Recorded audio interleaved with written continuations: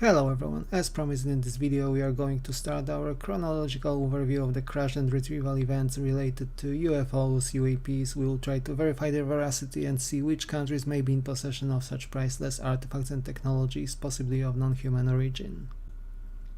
The first well-described and attested case in which a possible UFO crashed down to Earth dates back to quite some time ago. The main event we are going to talk about today took place in the state of Bavaria in southern Germany back in 1561.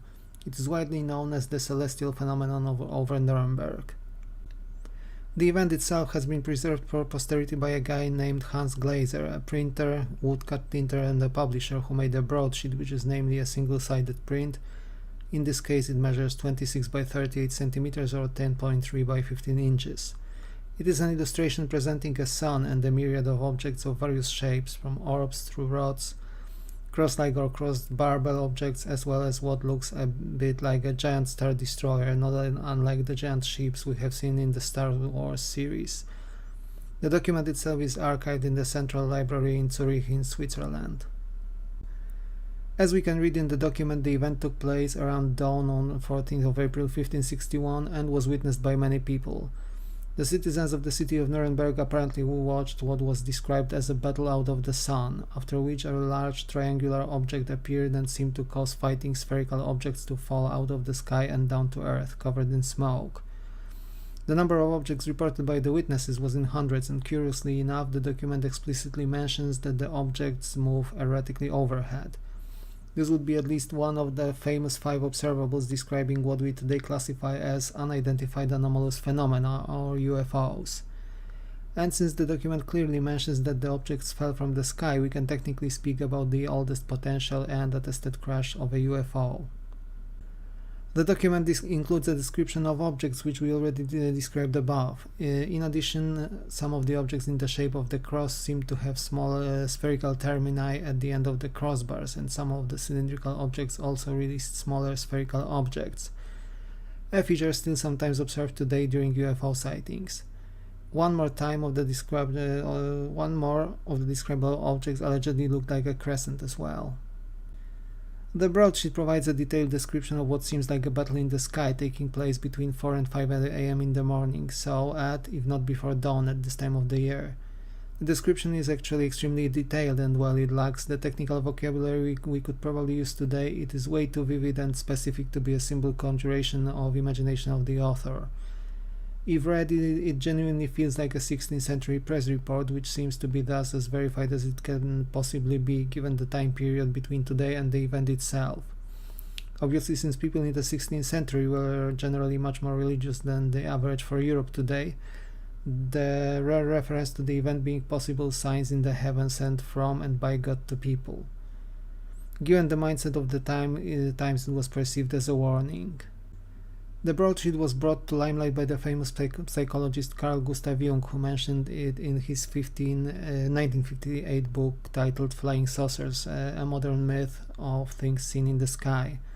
Jung expressed his opinion according to which the phenomenon was natural, and the described religious and military tones were just attributions of the onlookers who tried to make sense of what happened. Skeptics also sometimes invoke the so-called sundog phenomenon, or a mock sun, an optical phenomenon which creates the illusion of the sun being surrounded by additional smaller suns flanking our home star. Then again, the broadsheet clearly describes the objects moving erratically and falling down to earth. We can only guess how far from the actual onlookers did the event in the sky took place. Assuming here we have a description of a genuine UAP activity, possibly a fight even, it would be impossible to tell where the potential downcraft could have fallen, as no approximate distances could be inferred from the description, even if the graphical imprint itself indicates a crash site somewhere in the local area. This leads to a simple and logical conclusion that no attempt of retrieving the objects or their debris was made at that time, and no extant material evidence exists anywhere that would suggest that anything like that was done. Curiously enough, the Nuremberg event was not one of its kind in this period. Another similar event took place 5 years later in 1566, this time over the city of Basel in Switzerland. We again have a description of the situation left for posterity in a Flugblatt, which could be considered a crossover between a pamphlet and an early form of a newspaper. We have an illustration depicting the event and its description in this case as well. According to the document prepared by one historian, Samuel Kokius, there were two such events, on 27th and 28th of July and 7 August, making it 3 phenomena in total. The first was an unusual sunrise, the second involved a total lunar eclipse with a red sun rising, and the third one describes a cloud of black spheres parading in front of the sun.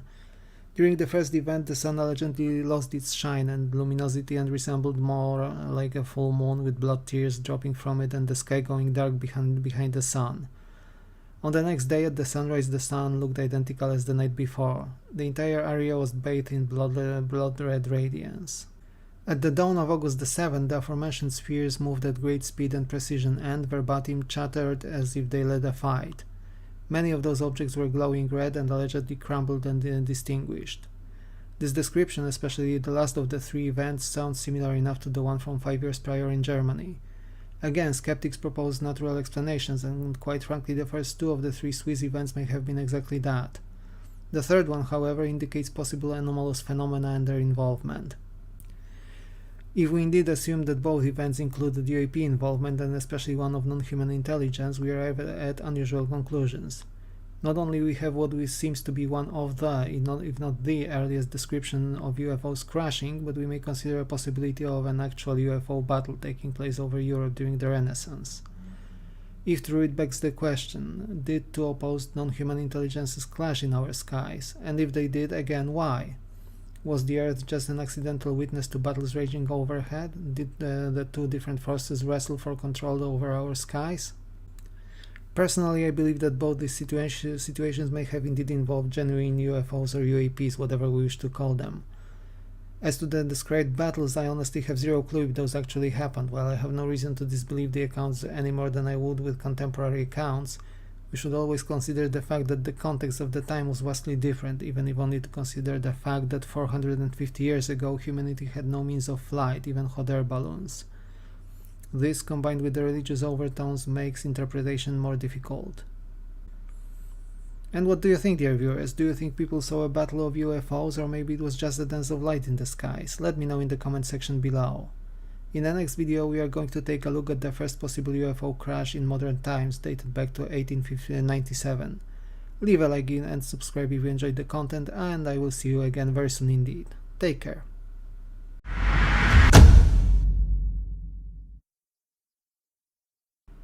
Hello everyone, in today's video we are going to cover the next event in the series of UFO crash and retrievals recorded over the course of history.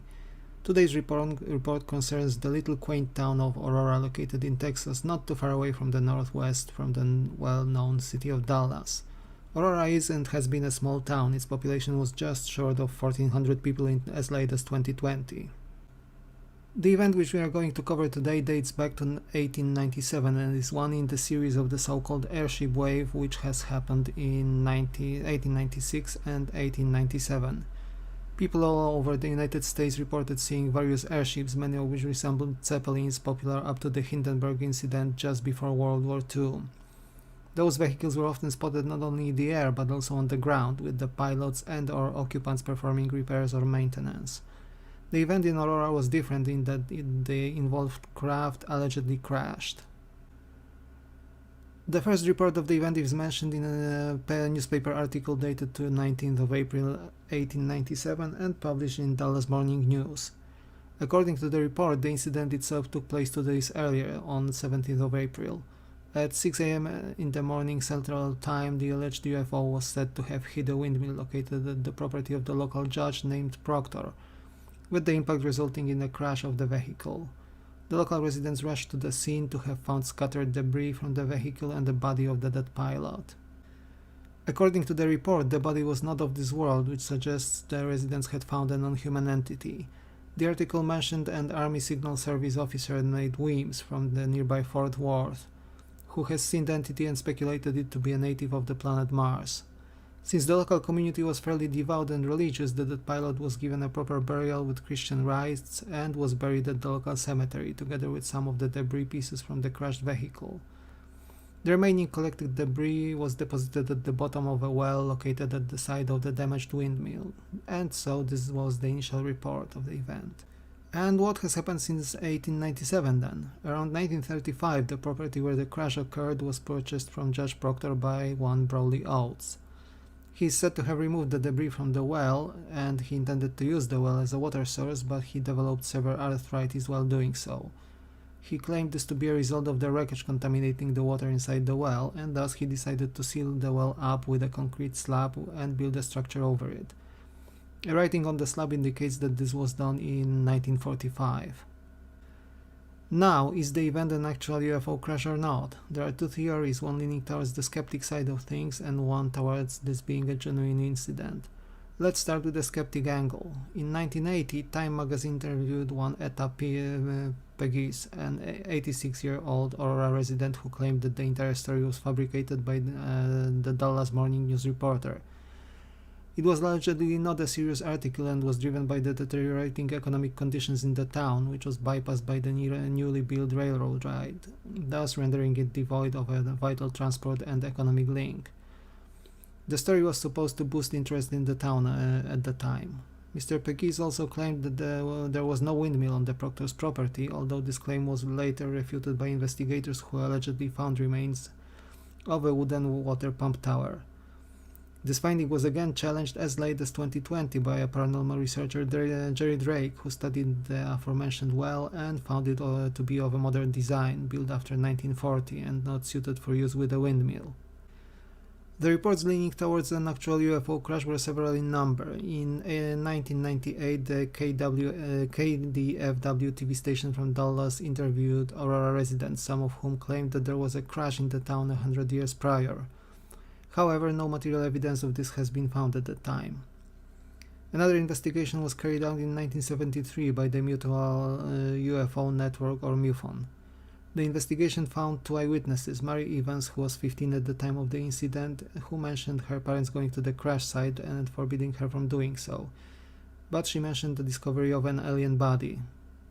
Another witness was named Charlie Stevens, who was 10 in 1897, and he saw an airship trailing with the smoke on its course towards Aurora. He wanted to go to the crash site, but his father allowed him to do so only the day after, and Charlie allegedly saw the wreckage debris. This investigation also studied the cemetery and found a grave marker with a depiction presenting some form of a possible flying saucer and provided readings from its metal detector. The MUFON investigators asked for permission to exhume the grave, but this was refused by the Cemetery Association. Interestingly enough, the grave marker was removed after this investigation, and afterwards metal detectors could no longer find any traces of metal at the gravesite, which led to an assumption that the metal was removed from the site. In 2008, UFO Hunters, a TV documentary, launched its own investigation. It involved Tim Oates, grandson of Brawley Oates, and now owner of the property where the well was located. The well was unsealed and water samples were taken for analysis. However, no large metal pieces were found, and other than elevated aluminium levels in the water, no further evidence was found, except for remains of a windmill base nearby. The cemetery was examined once again with another refusal of an exhumation, but an unmarked grave was found in the part of the cemetery where graves dating back to 1890s were located.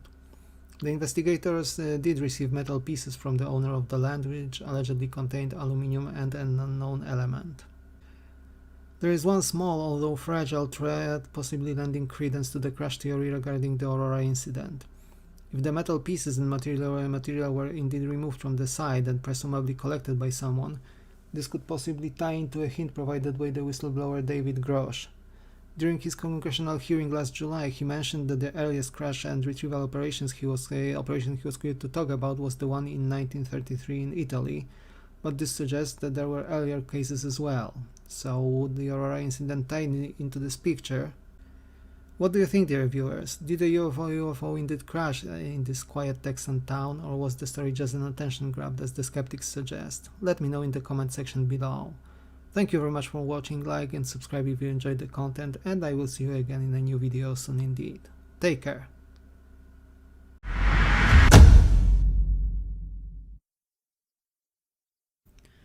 Hello everyone, in this video we are revisiting another alleged case of a UFO crash, and one which is probably far more important than it seems at the first glance. This incident took place on the 13th of June 1933 near the northern Italian town called Magenta in the region of Lombardy.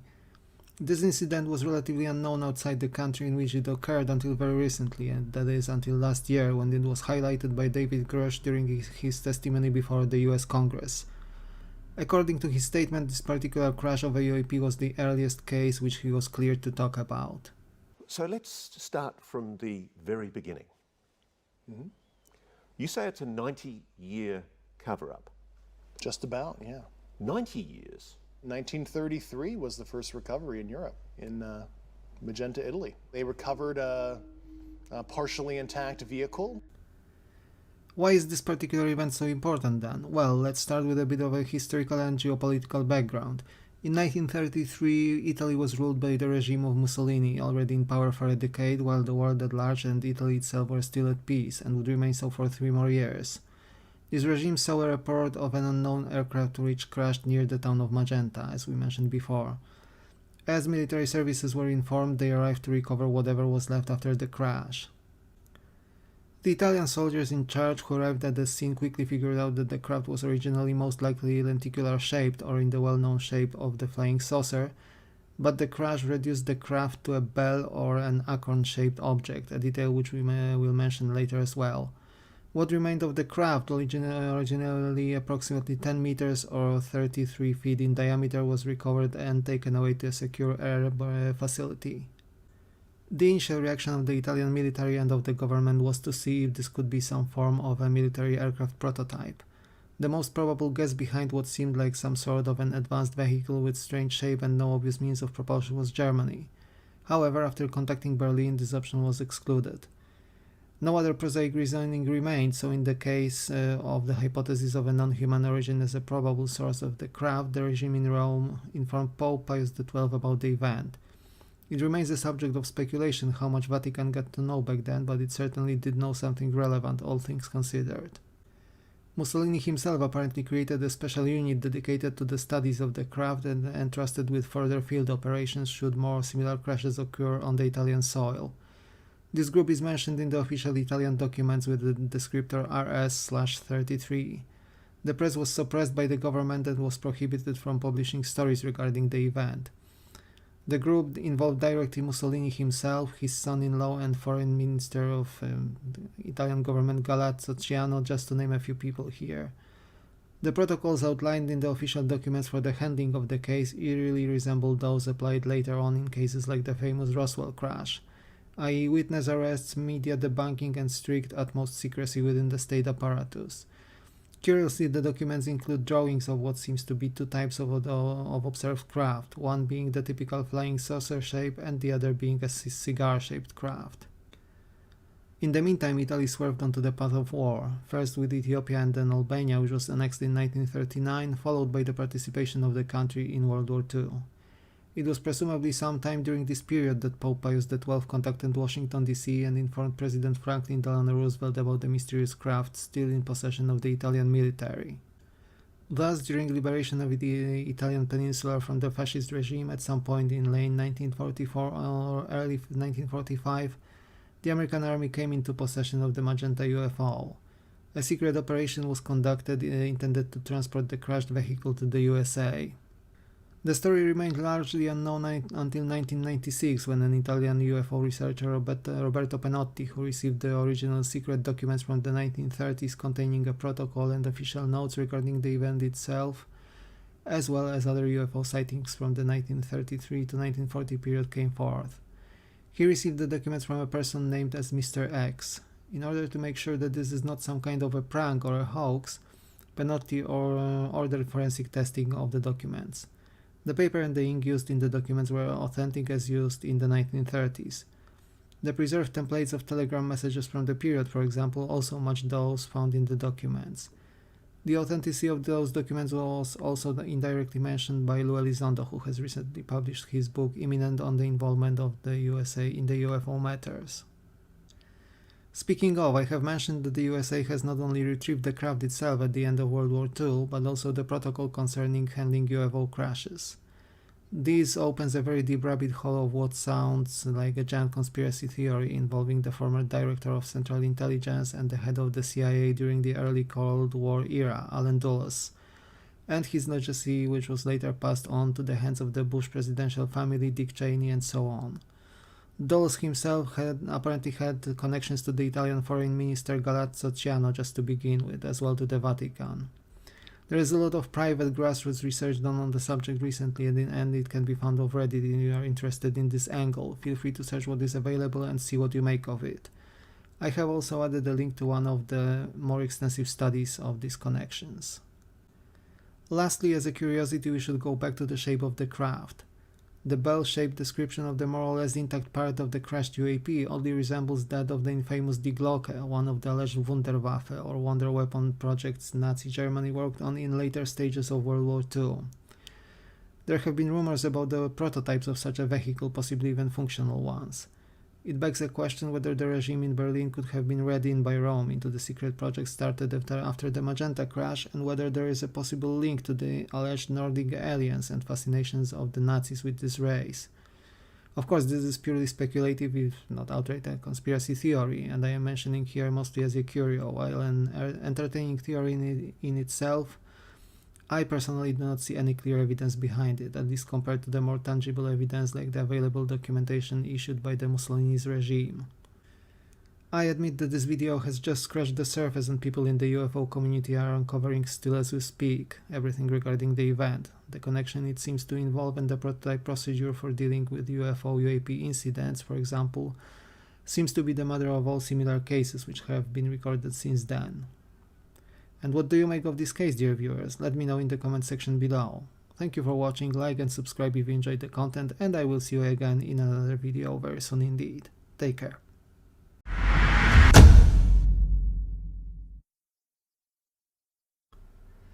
Hello everyone, today we are going to take a look at a relatively unknown, at least compared to the most famous cases like Roswell or Kecksburg, mysterious case of a possible UFO crash dating back to 1941. Which happened near the town of Cape Girardeau in the state of Missouri in the United States.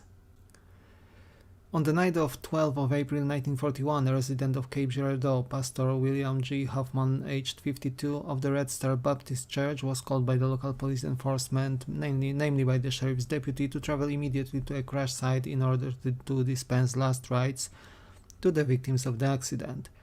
A car was sent from the sheriff's department to pick the pastor up. Curiously enough, the car was not a police vehicle, and the journey took the pastor somewhere between 10 and 15 miles out of the town. When he arrived at the crash site, he first noticed that there was no crashed car to be seen anywhere, but instead there was a metal spaceship which apparently experienced a fatal malfunction. The pastor was allegedly escorted by the sheriff to 3 victims of the crash, all of whom were not human. 2 of the fatalities were already dead at the time the pastor arrived, one was still alive. The non-human beings were allegedly identical, as if they were released from a cloning machine of sorts, and were identified as the famous Greys, standing at about 4 feet tall. Their bodies seemed to have suffered extensive injuries from the inside, as if they were incinerated in contact with our atmosphere. The pastor was apparently sworn to secrecy by the military on the spot, who were either already present at the site by the time of his arrival or have arrived shortly thereafter on the grounds of national security. The pastor also managed to peek into the crashed craft while at the site, where he saw a chair which looked like made of a leather-like material, gauges and dials he did not recognize at all, and writing similar to glyphs or Egyptian hieroglyphs. Once all was said and done, the pastor was taken back home. Despite the oath he had made just a short time before, William Hoffman told the story as it happened to his wife and 2 sons. A few weeks later, a man from the same congregation gave Pastor Hoffman a photograph depicting 2 men holding one of the aliens, and this has become a prized family possession for the pastor. The photograph was clearly remembered by the pastor's daughters as well. Pastor Hoffman himself eventually died in 1959 at the age of 71. One of the pastor's sons already died before him, still during World War II. The crashed craft and the alien bodies were supposedly taken initially to the Saxton, Missouri Institute of Aeronautics and eventually even transferred to an underground facility beneath the government buildings in Washington, D.C. This ties to another thread of the story. There were two sisters living in Ohio. They were alive and happy to be interviewed as late as a few years ago. Their father, one Reverend Turner Hope, was allegedly taken to said underground facility in the American capital by the Secretary of the State, Colonel Hall, at some point during the 1940s, where he saw the alien bodies. During the visit, Reverend Hope had apparently seen, as he described it, 3 large jars, one of which hosted one non-human body with large eyes, and that Vannevar Bush, related to the 2 presidents of the same last name, carried out studies on the vehicle retrieved from the same crash and found an atomic-based propulsion system using neutrons in the drive of the vehicle. Bits of said technology were intended for use in the atomic bomb program underway in the USA, thus tying it into Operation Paperclip, which involved scientists working on the atomics in the 1940s. The original story involving Pastor Hoffman was later retold by his granddaughter Charlotte, who heard the story from her father and son-in-law of Pastor Hoffman, who also mentioned the involvement of firefighters who participated in the rescue operation at the crash site and extinguished fire which followed the crash. This is debated as a fact, as the local area at the time of the year when the alleged crash occurred is quite wet, and it is possible that the crash would not necessarily require an effort from the firefighters to be extinguished. Another thing which is sometimes raised by skeptics is that the entire story involving the crash is quite similar to the one relating to the Roswell crash. Which one is the original and which one is the copy then is the natural question following the logic here. Charlotte also presented sketches of how she remembered the photo and how the alien beings allegedly looked like, as she learned from the story from her grandmother, wife of Pastor William, in 1984, just a few days before her passing. The photo itself was gone in mysterious circumstances. Several years after the incident, Pastor Hoffman was approached by a family friend who knew the story and who offered the photo to be taken to the press. And the friend and the photograph were never to be seen again after that night. Another doubtful fact is that the operation involving early arrival of the military at the crash site and the following procedure concerning the retrieval sounds like something already happening at the time such procedures would be established, so in 1950s at the earliest, following the procedures possibly imported from Italy together with the craft crashed there in 1933. Let us remember that these would have arrived in the US in the very late 1944 at the earliest, so over 3 years after the Cape Girardeau event. The story was also studied by the famous UFO researcher Leonard Stringfield. He found 2 more witnesses, one of the Hoffman family and a member of the sheriff's department from 1941. Stringfield managed to confirm that Hoffman was indeed a minister of the local congregation, as well as reports of a plane crash from the time, with no mention of aliens but with a mention of the military removing the crash debris from the site, and that members of the fire department were sworn to secrecy by the soldiers. Where my own opinion stands here, I think that the story is quite compelling in abstraction. It tells well and sounds plausible. It involves all the classical elements we usually associate with UFO crashes, i.e. secrecy, involvement of the military secret programs and eventual recovery of evidence, threats issued to the witnesses and so on. Then again, there is little of tangential evidence that would confirm the accident as such, aside from the study conducted by Stringfield. All the documentation usually associated with UFO crashes and possible retrievals, at least in the USA, follows the Roswell event of 1947. And nothing suggests the same level of government involvement as early as 1941, which would be a natural conclusion had the Cape Girardeau event really occurred. While there is no reason to doubt the family members of the minister involved in the story, or rather 2 ministers, there is also nothing quite substantial that corroborates the reports either. Therefore, I consider this particular case interesting but doubtful, unless more evidence sees the light of the day at least. However, it is still a part of the UFO lore of today and is thus worth covering. In the next video we are going to examine another case from the 1940s. In the meantime, like and subscribe if you enjoyed the content. It means the world to me and helps spread the knowledge regarding our friends from out of town, as Lou Elizondo calls the non-human intelligence visiting us. Take care, and I will see you soon in another video.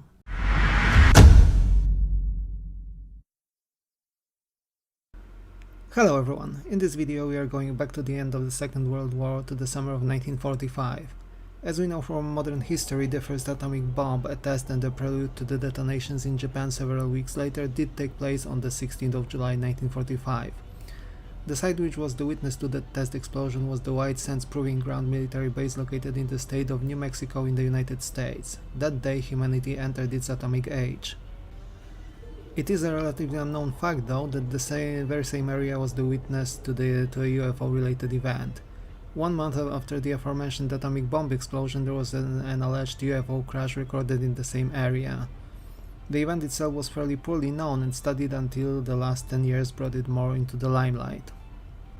The story of the Trinity UFO crash began on the 16th of August 1945 with two boys, Jose Padilla age 9 and Remigio Baca age 7. The boys lived in the relative vicinity of the Trinity atomic bomb test site. The ranch of the Padilla family was located 18 miles to the northwest. Jose's father had a large ranch leased to the Bureau of Land Management while he worked for the project administration.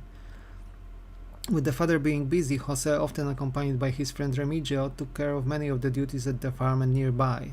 So it was that fateful day when both boys were riding horseback around the area looking for a lost cow which was about to give birth to a calf. As they did, the boys heard a loud bang and felt the ground shaking. They spotted a smoke plume nearby and headed to its location. As they neared the site, they saw a groove ripped in the ground, approximately a foot deep and about 30 meters wide. The ground was hot and the nearby vegetation was singed. The ground along the groove had a few pieces of metallic debris strewn around. At the end of the groove there lay an avocado-shaped metallic object with a hole in its side. Fearing the object at the heart of the site, the boys observed the scene through binoculars and saw several small creatures rushing around the object. They also heard a sound which resembled a wailing animal. Jose Padilla, the older of the two boys, assessed the object to be 7.5 to 9 meters long and about 4 meters high, and he guessed it must have collided with a nearby radio tower. The creatures the boys saw were 3 in number, 1.5 meters tall, and had large eyes and very long and thin arms. The boys later described their appearance as similar to the one of a praying mantis according to Jose and similar to fire ants according to Remigio. Despite the inhuman appearance, the boys said the behavior of the strange entities was quite human and they could feel their despair and suffering. They were tempted to get closer to the object and the creatures, but with the sunset around them and with a still long way home, they decided to return. The boys could not return to their find and the site the next day. Life and work on farm is laborious and demanding even these days, and was even more so 80 years ago. However, they did return there on the third day, 18th of August, together with Faustino Padilla, Jose's dad, and Eddie Apodaca, a police officer and a Padilla family friend. Once at the site, the adults had entered the object and studied its interior for several minutes. Once they were outside again, they looked visibly shaken. They forbade the boys to tell anyone about the event at the find, for it could get them into very serious trouble, and that prohibition included their family members as well. As regards the insectoid entities, they were no longer near the object nor anywhere inside anymore. Despite the prohibition, curiosity took over and the boys returned to the crash site later the same day, only to find soldiers collecting the object and the debris. On the 19th, the Padilla farm and the family were visited by Sergeant Avila from the army. He had a permission to enter the property, cut the fence and install a wide gate which would enable the recovery of an experimental balloon from the crash site, as he said, as well as the entry of transport and road construction equipment which could pave the way for a truck supposed to collect the object. During the following days, the soldiers had indeed arrived and started work, installing said gate, and brought in a heavy truck, an 18-wheeler with the superstructure built onto it. It took approximately 3 weeks to complete the preparations, and the soldiers behaved as normal, without any suspicious activity typical for other alleged UFO crashes. 25 days after the crash, the military was finally ready to remove the prized find, and it was packed on the truck bed, ready to leave. That day, Jose and Remigio decided they will try and sneak into the strange vehicle and, if they can, take a souvenir of the entire event from the object. They managed to reach their target, and Remigio left the tarpaulin cover while Jose went inside. He later recalled that the object was metallic and resembled light brass, but without the typical shine for the metal. There was no furniture inside, and on top of the object there was a transparent dome, approximately 70 centimeters in diameter, letting the daylight in. On the side there was a panel sized about 75 by 60 centimeters to which a metal piece was attached with pins. Jose used a crowbar and snatched the piece, while the boys kept it as their souvenir. It was about 30 centimeters long and weighed almost half a kilogram or a pound, and had holes for pins in it. Their treasure eventually became the only remaining item from the crash site, although initially there were also recovered strips of lightweight metal with what seemed like memory shape properties and which resembled aluminum, and lots of silver wires similar to the ones used in Christmas decorations. The large metal piece was eventually donated to a university as per the wishes of the Jose Padilla himself. Otherwise, the event eventually faded from memory, with the soldiers taking part in the recovery, returning to their duties and eventually to their civilian lives. Jose and Remigio kept the story largely to themselves, especially that as adults they learned that talking about events like the one they experienced was a shortcut and a one-way ticket to ridicule at best, and to a confinement in a mental health institution at worst. The paths of the friends have parted along their lives, and until they eventually met again via the budding social media and the internet, now well in their 70s. This is when they decided to share the story to a wider public before they themselves leave this earthly abode. The story itself was first reported in 2003 by Ben Moffett, a journalist writing for the local New Mexico newspaper. In its wake, the metallic piece kept by the boys was analyzed and found to resemble silumin, or an alloy of mostly aluminum and silicon with copper and magnesium. The story was later published in the book Need to Know by Timothy Good in 2006 and eventually reached the Italian newspapers, from where Paola Harris, a UFO researcher, picked it up and studied it thoroughly since then. It was further researched by Jacques Vallée, cordially known as the grandfather of ufology by the modern fans of the phenomenon. Skeptics point out that the story was and is a hoax and possibly a figment of imagination created by the boys in their childhood. They also point out that the allegedly alien piece of metal did not differ in any significant manner from our own materials and could have been a piece of equipment used by the military or a bar from the damaged radio tower from near the crash site. On the other hand, Vallée strongly vouches for the case and as possibly real, indicating that the lack of any remaining documents is relatively easy to explain by the age of the boys alone on the civilian side of things, and by military secrecy on the other. Also, he mentioned that while the policeman Apodaca was not clearly identified, the surname is very common in the area and there could have been several people with the same name in the police force. He does, however, acknowledge discrepancies such as the visages of the non-human creatures reported by both boys. He also credits both Jose and Remigio for never trying to monetize their story and coming out with it only very late in their lives, without any particular financial or otherwise material motivation to it. What do you think, dear viewers? The Trinity UFO crash case is difficult to study with little remaining material evidence, but it's still a very interesting story at worst and very possibly an early UFO crash dating back to before Roswell, and thus before more strict protocols for UFO recovery have been established, such as mentioned in my video on the Magenta crash from 1933. The list of alleged UFO crashes is long, and this series is going to keep me busy for a long while to come. However, with the declassification of UFO archives in the wake of the 2024 NDA amendment by Senator Chuck Schumer in the USA, a lot of new and previously unseen files have been opened to the public, including never-before-seen UFO photos from the 50s and the 60s, and we will take a look at them in the next video. Thank you for watching, like and subscribe if you enjoyed the content, and I will see you soon in the new video. Take care.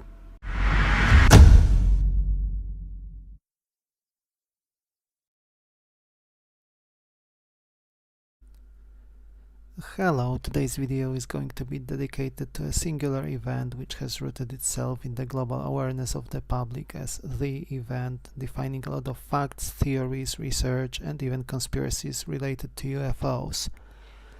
The event, which was notably featured in the X-Files series and became a pivotal reference point for that series. The famous or infamous, depending on how you look at it, alleged UFO crash in Roswell, New Mexico in July 1947.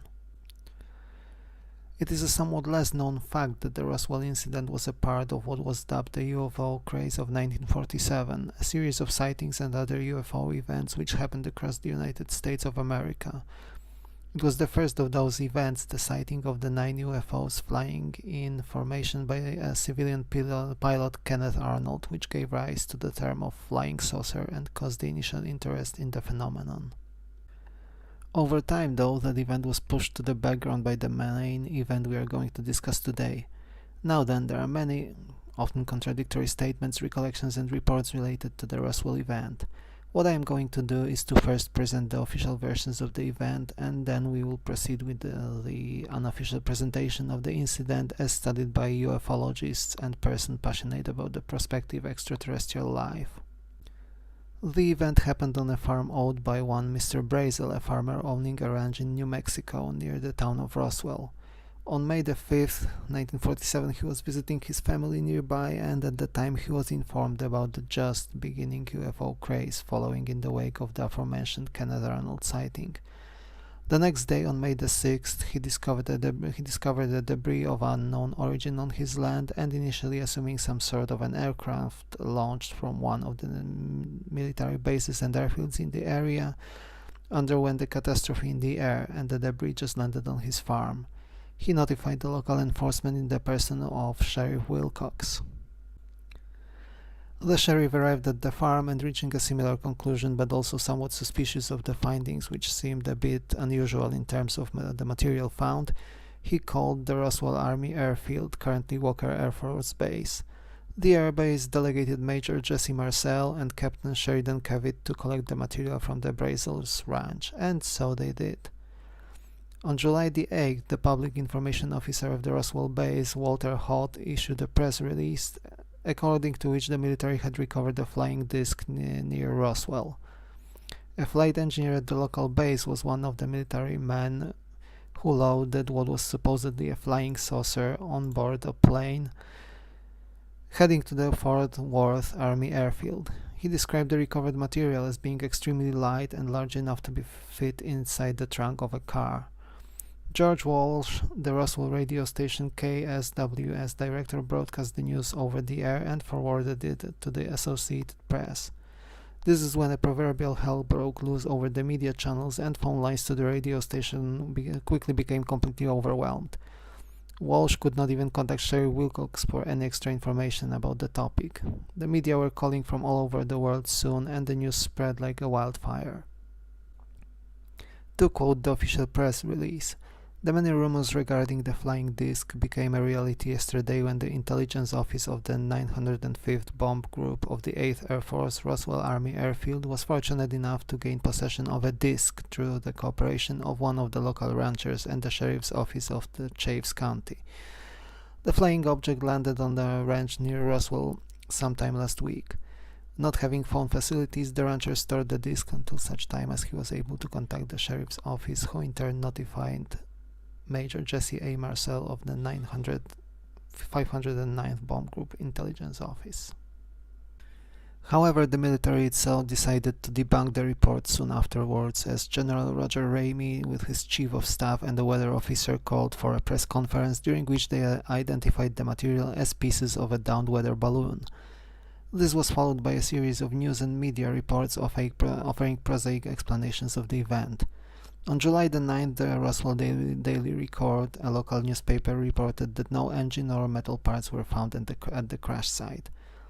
Farmer Brazel also told the newspaper that the collected material included rubber strips, tinfoil, paper, tape, and sticks. Major Jesse Marcel, when interviewed, reported that the wreck contained parts of a weather device, including tinfoil and broken wooden beams. And so the Air Force explanations provided in the media on the 9th and 10th of July 1947, lacking any hints regarding the actual nature of the balloons, rooted itself as the official version of the events, and the Roswell crash quickly faded into obscurity. This obscurity was further cemented by the two other hoaxes from summer 1947, which we are going to mention at some point, I hope. However, the event was not completely forgotten and was revived much later. This is the point when we are going to move over to the expanded lore surrounding the event and fueled by UFO researchers over the years and their efforts. In the wake of the rumored UFO crash in Aztec, New Mexico in 1948, which also allegedly included bodies of alien pilots who died in the crash, the events at Aztec and Roswell became conflated in the general awareness of the public.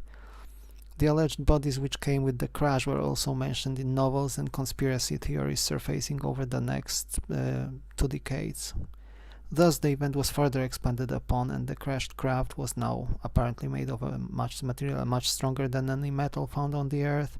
There were small humanoid pilots, now commonly referred to as the Greys, on board the craft. The craft itself had strange and unreadable glyphs on it, and so on. The bodies were reportedly transported in secret to the Wright-Patterson Air Force Base in Ohio. The Roswell story itself regained traction in 1978. That year, a UFO researcher, Stanton Friedman, interviewed Major Jesse Marcel, who took part in those events 30 years prior. The Major now reported that the weather balloon story was a cover-up from the military and that he now believed the recovered materials were extraterrestrial in origin. This story gained even more attention when Jesse Marcel retold it for the National Enquirer in December 1978, and as a result of a TV interview he provided in September 1980. The year 1980 also saw the publication of the Roswell Incident book, which included the report of bodies recovered with the crash. In the years that followed, the incident was extensively studied by various ufologists. The story was also expanded and included the alleged Majestic 12 group in charge of the cover-up and in wider charge of the events, presented in a series of documents allegedly issued by parts of the government and delivered on purpose to the UFO community. This particular element was a hoax perpetrated by one Richard Doty, who reportedly represented the Air Force Intelligence Service and disseminated the documents on purpose to muddle the proverbial waters. The interviews carried out with various witnesses also added conflicting and varied reports of what happened near Roswell in July 1947. Eventually, an official report was published by the US Air Force. Its initial version was published in 1994 and indeed confirmed the fact that the balloon story was a cover-up, but for a military Project Mogul, carried out for surveillance purposes. The balloons were sent airborne as a part of a geosurveillance network, the task of which was to detect unusual seismic activity, which would hint at the Soviet Union carrying out tests of nuclear weapons. The UFO community, however, rejected the findings, while skeptics accepted it as a fact. The final version of the report, published in 1997, also indicated that insulation bags used for retrieval of temperature-sensitive equipment from the New Mexico desert could have been easily mistaken by the eyewitnesses as body bags used to transport dead bodies of the alleged alien beings. The expanded lore regarding the Roswell incident also include an alleged alien autopsy video recorded in the aftermath of the event. However, the video was later proven to be a hoax, and a similar version of said video was also presented in the X-Files series. One item of the lore surrounding the Roswell incident particularly worth mentioning is the so-called Ramey memo. While the Air Force tried to calm down the initial burst of interest in a potential extraterrestrial visitation, General Roger Ramey, in charge of this effort and the commander of the 8th Air Force, was photographed holding a telegram message. The photograph was fairly blurry and the lines of the message were also grayed out. However, the UFO community was dedicated enough to initially decipher the message partially and eventually, perhaps not completely, but at least well enough to be somewhat accurate. The combined effort of CGI artists, photographers, and forensic analysts using modern computer software restored the piece to the form as can be seen now on the screen. While still a bit unclear, the message clearly refers to a disc-shaped craft and visitors or aviators. It also allegedly contained a reference to victims of the crash. While the use of the word aviator would not be unusual in the context, the possible use of the word visitors was peculiar, and especially reference to a disc clearly could not be one to any conventional aircraft in use at the time of the event. In 1997, a retired Army intelligence officer, Colonel Philip Corso, published a book titled The Day After Roswell as the 50th anniversary of the incident approached. His book combined many of the now well-rooted theories and his own claims. In the words of Corso, he saw a non-human body placed inside a glass coffin filled with an unidentified liquid. He also claimed that he was one of the personnel overseeing a reverse engineering project intended to copy alien technology from the crashed craft. Curiously enough, as much as skeptics point out inconsistencies and wishful thinking in Corso's story, the UFO community by large is rather positive about his revelations and seems to lend a lot of credence to them. The Roswell story was also touched upon by several presidents of the United States. Barack Obama indicated that the event itself is not as exciting as it may seem, and that the related information is not as secret as most people think.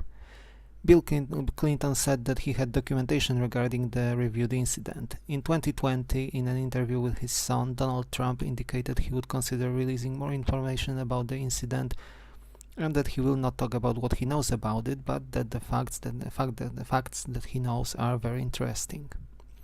Roswell itself garnered worldwide fame as a result of the incident and all the accumulated stories around it. It is nowadays most likely the #1 hotspot for UFO enthusiasts and the target of what could be called pilgrimages to the area, which has become a special and one-of-a-kind tourist attraction. What really transpired at Roswell on that fateful July day, one that would become the reference to the possible extraterrestrial visitors on Earth in the public awareness? Perhaps we will never get to know the truth, especially now with all the layers of accumulated stories, possibilities and speculations. Even with the recent revelations provided by witnesses and whistleblowers, including the reports of retrieved crashed objects of unknown origin, Roswell seems to be nowhere near the center of interest in those reports. Of course, we cannot also exclude the fact, and assuming that the incident actually included the crashed UFO, it is one of the 10+ retrieval operations testified about before the American Congress by David Grush. The date of 1947 was indeed mentioned by him as well as by others, both insiders working for the US government and investigative journalists. Perhaps, after all, there is a grain of truth in theories claiming that this was an actual visitation by intelligent beings from somewhere out there.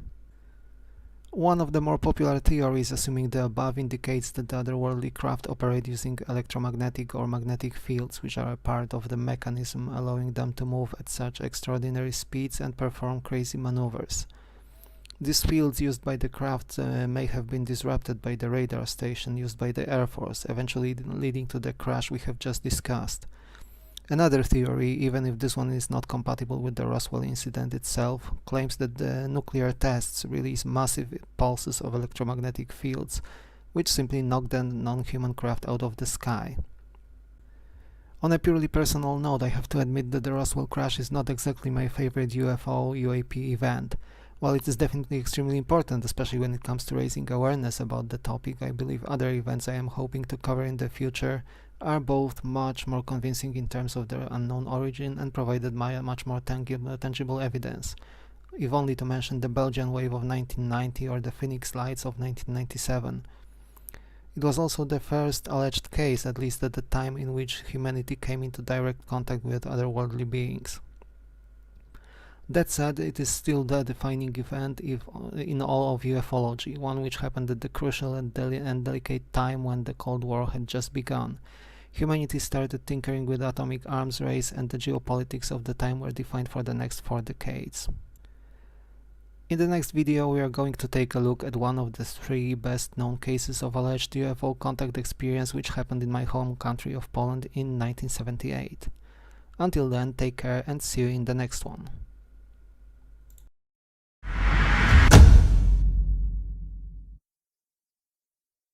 Hello everyone! In today's video we are going to take a look at an alleged crash and retrieval operation which is as known in the UFO community as it has been and remains to be a bone of contention between those believing it to be a true event and those believing it to be a hoax. The Aztec UFO event of 1948, which took place in the state of New Mexico. Aztec is a city and the seat of the San Juan County in the state of New Mexico. It is a cozy place with just over 6,000 inhabitants and the home of the Aztec Ruins National Monument, a testimony to the power and culture of the Pueblo native people. At dawn on the 25th of March 1948, a bright and erratically moving object was observed in the skies near the town of Cuba in New Mexico by one Manuel Sandoval, a local police officer. Sandoval had seen flying saucers or UFOs before in the skies of New Mexico, but whereas those flied majestically across the skies, the one he was now witnessing seemed to be in trouble and heading down, as if it was trying to make a landing.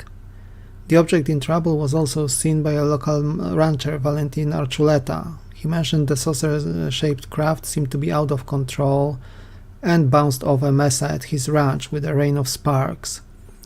As a curiosity, there is a scar carved in the bluff near the Archuleta Ranch, visible to this very day. As we can see, allegedly caused by an impact of the saucer. Archuleta accessed a telephone and alerted the Kirtland Air Force Base located in Albuquerque. It took him 3 attempts to get through to someone actually interested in the sighting. Near Aztec there was a local oil field facility. Young workers from the oil field caught news of a brush fire at a distance of 12 miles away from Aztec. As they thought the fire may involve one of the company's drip tanks, they had to investigate. Upon arrival, it turned out that the oil tanks located at the site were safe, but there was a strange object now sitting atop the nearby hill. 2 local workers, 19-year-old Doug Nolan and Bill Ferguson, climbed up that hill with a flat top and saw what they described as an extremely large craft. The object was smooth and showed no noticeable seams, welds, bolts or rivets. The diameter of the craft was approximately 100 feet or 30 meters, and the craft seemed to be made of material resembling polished aluminium.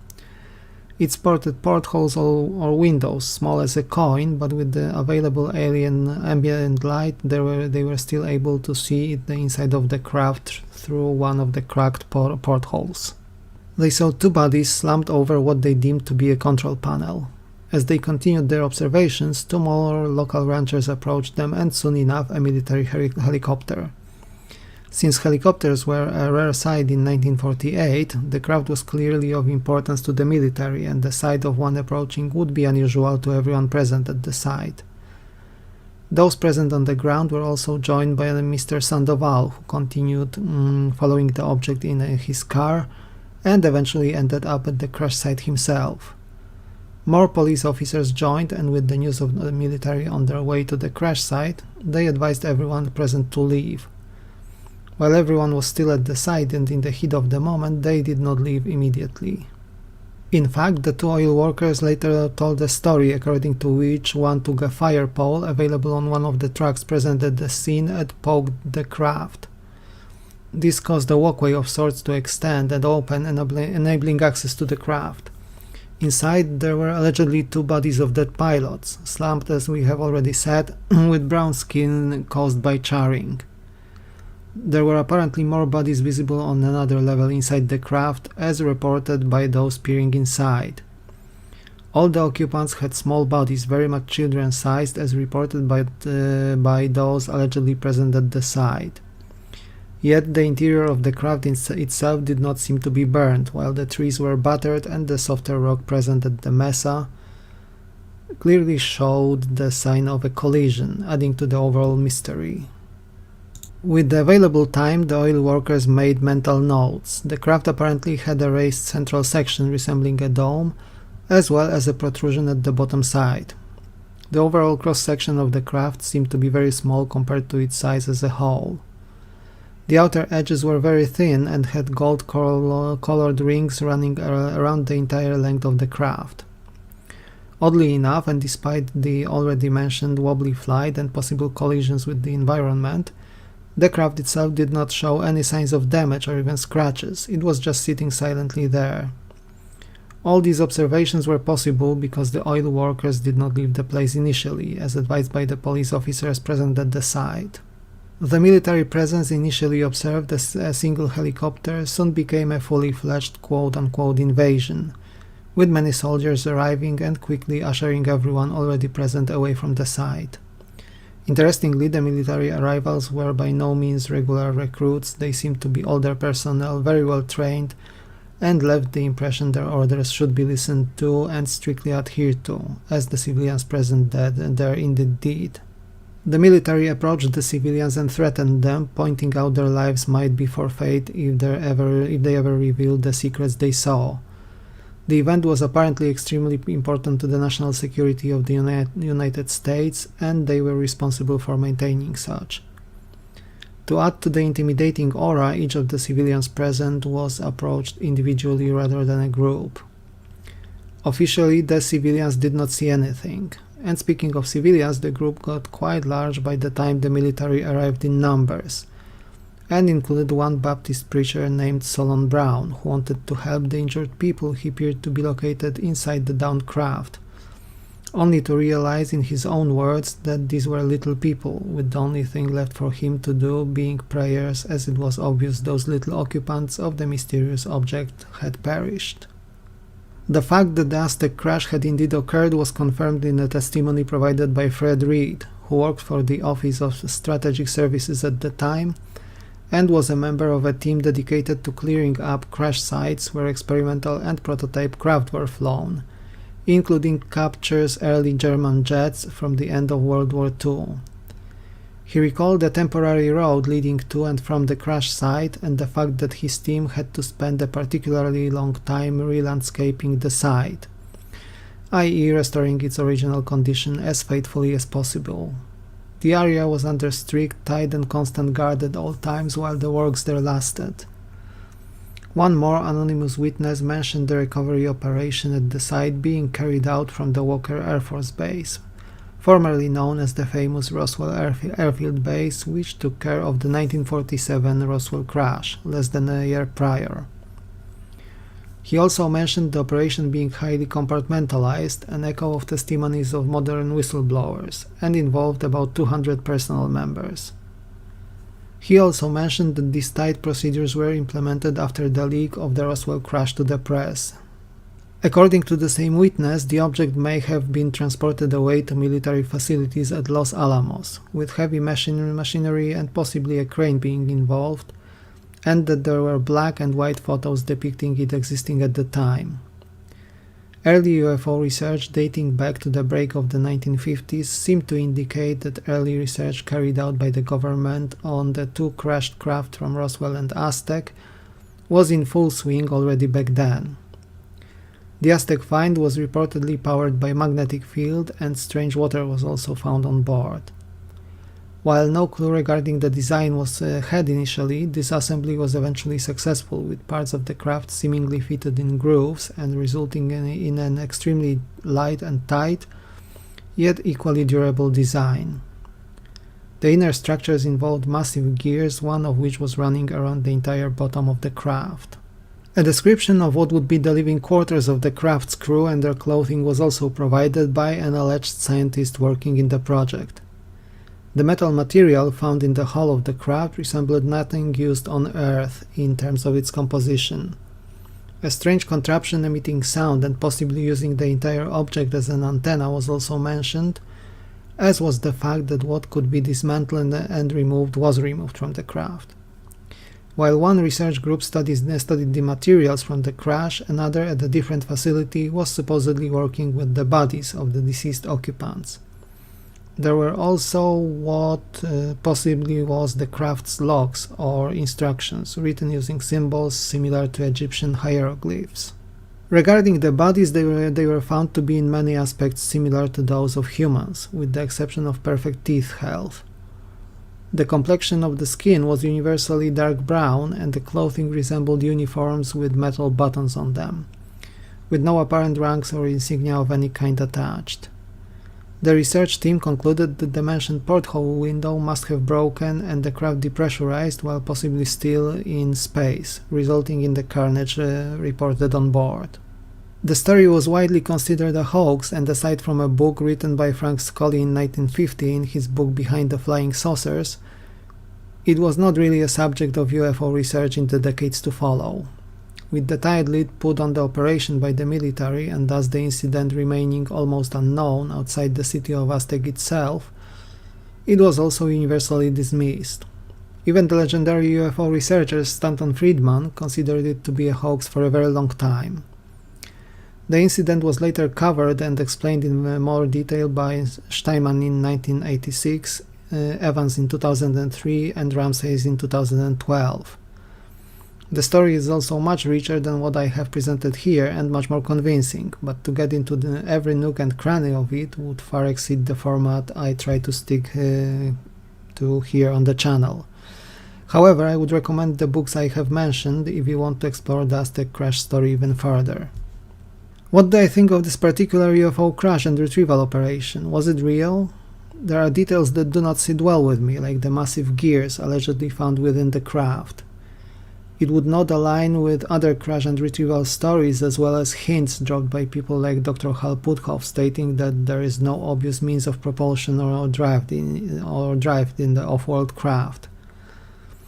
Overall though, I consider the story to be fairly credible. To me it sits on the same level as the more famous Kecksburg UFO crash of 1965, for example. And what do you think of the Aztec story? Let me know in the comment section down below. The next video may take another look at the current drone or UAP situation, as there have been numerous sightings much closer to me this time around, namely in Europe. In any case, take care, remain curious, look up to the skies, and I will see you soon in another video on the channel.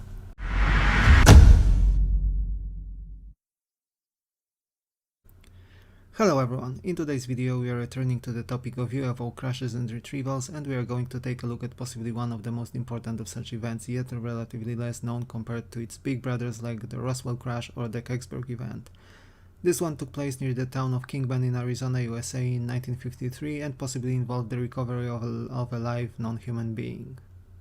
On the night of 20th of May 1953, an event took place near the city called Kingman, the seat of Mojave County in Arizona and the heart of the historic Route 66 as the motto of the place goes. That night a mysterious object crashed into the desert near the town. The story was discovered in 1973 by a UFO researcher Raymond Fowler, who took a witness testimony included in a sworn affidavit by a former engineer and an employee at the Wright-Patterson Air Force Base named Arthur Stansel, who operated under the pseudonym of Fitz Werner, who also participated in top-secret projects carried out at the aforementioned base. In 1953, the Atomic Energy Commission conducted a series of nuclear tests in Nevada, including more than 10 nuclear explosions at their testing grounds using tactical nuclear weapons. On the day of the crash, Werner was participating in one of those tests carried out in Arizona. While being carried to the target site in a bus provided with extra security measures, he and other participants of the event were told that they are going to participate in a recovery of an exotic craft, which had crashed, and they were sent to investigate it. Once Werner arrived at the site, he saw the crashed object, which had the oval shape typically observed with the saucer-type UFOs, with a diameter of approximately 30 feet or 9 meters and almost 5 meters or 1450 feet tall. The bulge of the craft was approximately 2/3 of the diameter of the entire craft. The object had impacted the ground and ended up being partially buried in the sand to the depth of more than 20 inches or 50 centimeters. It was made of a dull metal similar to a dark version of aluminum. Around the entire outer circumference of the craft there were slots, and there also was an entrance exit in the form of a hatch provided in the underside of the outer rim of the object. There was a light coming out of the hatch, and the object had no visible landing gear. The engineer first concluded that the object suffered no visible damage, and the surface of the exterior did not show even any scratches on it. He estimated the speed at the moment of impact to be approximately 1200 miles per hour, or nearly 2000 kilometers per hour. While at the site, Werner also noticed a tent where a body of a dead pilot of the craft was deposited. The pilot's body was approximately 4 feet tall and had a roughly humanoid build with brown skin. The entity wore what looked like a silvery suit covering its body and a skull cap made of the same material. It had 2 eyes, 2 ears, 2 nostrils and a small round mouth. The craft was examined in more detail, and it seemed to have 2 seats inside designed to be able to swivel around. What seemed to be controls of the craft looked entirely unusual and completely unlike those of any aircraft in service in the early 1950s. Those present at the site were sworn to secrecy, and the reports they had to prepare for the military were to be handwritten and without any additional copies. The crashed craft and the body or bodies were transferred to the base later known as Area 51 or the Groom Lake base. Fitz Werner was not the only witness of the event. The other person is known in the UFO circles, and he was an engineer allegedly working in and with the reverse engineering programs. His name was Bill Uhouse. He reached the rank of captain after 14 years of service with the military. In his later years, he participated in the Disclosure project run by Dr. Stephen Greer as a whistleblower, and he provided his claims to this project as a testimony. While working at the aforementioned Wright-Patterson Air Force Base, Uhouse was approached by a person who asked him if he wants to work on new creative devices. It turned out that this project was a flying disc simulator. Uhouse claimed that these simulators were not functional nor used until late 1950s or early 1960s, with specific dates of 1958 and the 1963 to 65 period being mentioned. In his capacity, Bill Uhouse was a design engineer and a test pilot of such a flying disc. Notably, this project also allegedly involved Dr. Edward Teller, known as the father of the hydrogen bomb. The source of ideas and materials for this project was, of course, our object which crashed near the Kingman in Arizona. U-House also claimed and confirmed the other statement, that is, that the object was taken over to the Groom Lake Area 51 facility, while the bodies, plural, and foreign number of dead pilots were transferred over to the famous Los Alamos testing facilities.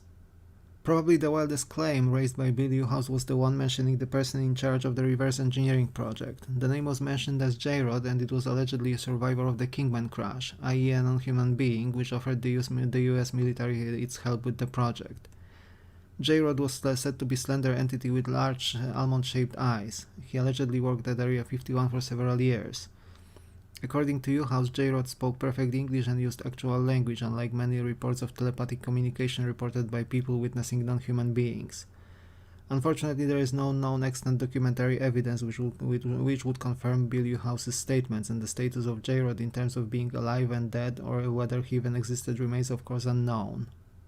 Speaking of non-human entities, claims and descriptions similar to the ones provided for the dead pilot by Werner and which we have heard earlier were also mentioned by a whistleblower who approached the famous UFO researcher Leonard Stringfield in 1970s regarding the Kingman crash. Another report was also made in the 1990s by allegedly another first-hand witness present at the crash site. Unfortunately, while the event and claims related to it are extremely fascinating, there is no existing paper trail directly or even indirectly related to it. The best thing we have is the credibility of the witnesses and their confirmed status as military personnel, as this is well documented. Outside of their testimonies and sworn affidavits, we cannot really say if the events are 100% true, though the coincidence in the reports hints that there may be at least some credibility to the claims. If so, especially if Bill U-House's testimony stands, the Kingman crash may be a very important milestone in the reverse engineering efforts involving UAPs, and the crash itself may be one of the double-digit events mentioned by several people, most notably by David Grush in his 2023 testimony in the US Congress and in the media. What do you think of the Kingman event, and what do you think about J-Rod? Was he or is he a real person still working with humans? Let me know in the comment section down below. The next video, I guess, will be dedicated to the hearing before the Peruvian Congress and concerning the Nazca mummies, which will take place tomorrow, so stay tuned for that one. Like and subscribe if you enjoyed the content, it keeps the channel going and spreads the knowledge about UFOs and non-human intelligence. See you soon in another video, take care!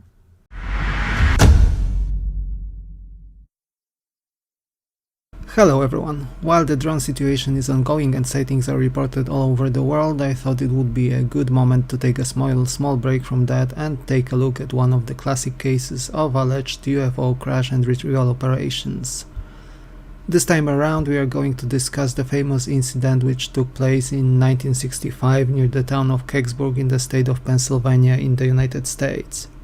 It was the 9th of December 1965, and people in Ontario, Canada, as well as in 6 states in the USA started reporting a luminous object resembling a bright, brilliant fireball descending from the sky. Initially thought to be a falling meteor, the object passed over Detroit in Michigan and Windsor in Ontario on the Canadian side of the border, and kept dropping hot metal debris over the states of Michigan and northern Ohio, resulting in localized grass fires. It also caused the sonic boom phenomenon heard over Pittsburgh, one of the biggest cities in Pennsylvania. Given the metallic debris, explanations such as satellite re-entering atmosphere or a missile test going wrong also started circulating while the object was still in its descent phase. It was the small town of Kecksburg, nestled in Pennsylvania, where local residents went into full alert mode as the object seemed to have violently crashed in the local woods. A local boy saw the object touch down, and his mother, Miss Frances Culp, saw blue smoke rising from the woods, and she alerted the local WHJB radio station. Other reports flew in quickly and included vibrations and tremors, as well as a powerful thud sound at the time and location of the crash.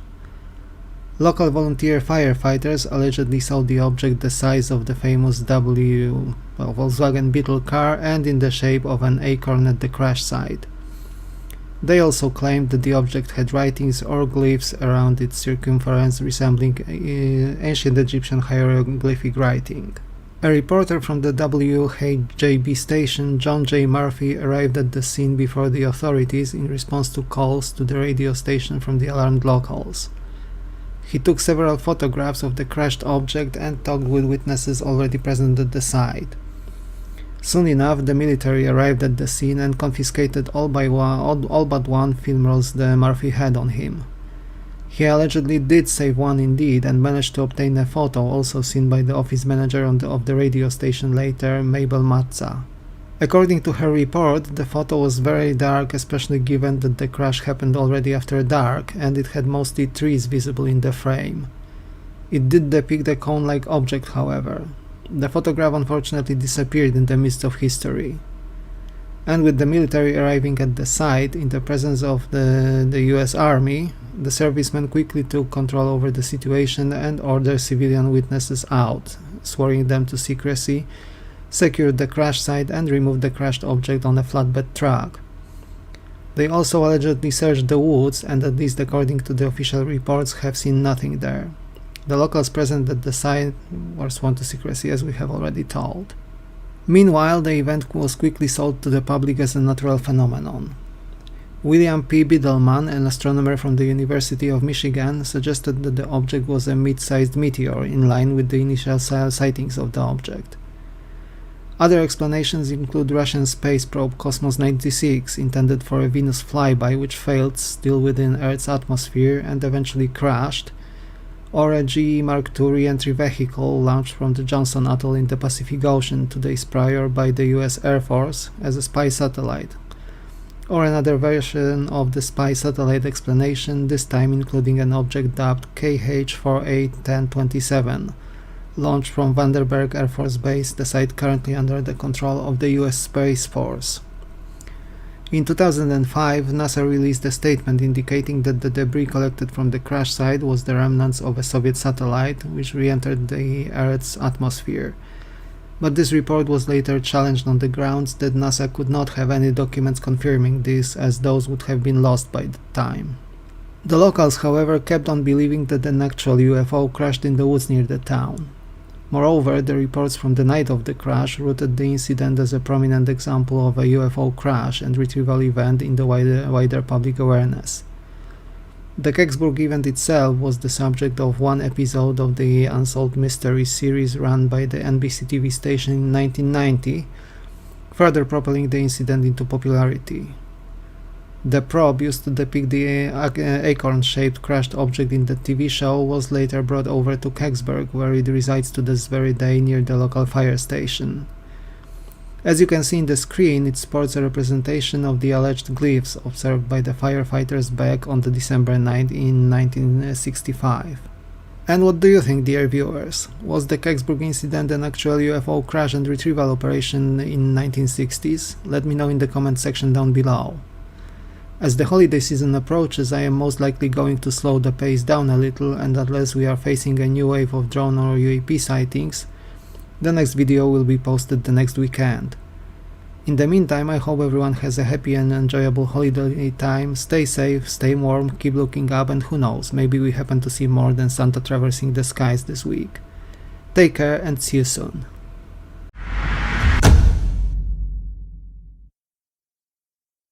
Hello everyone.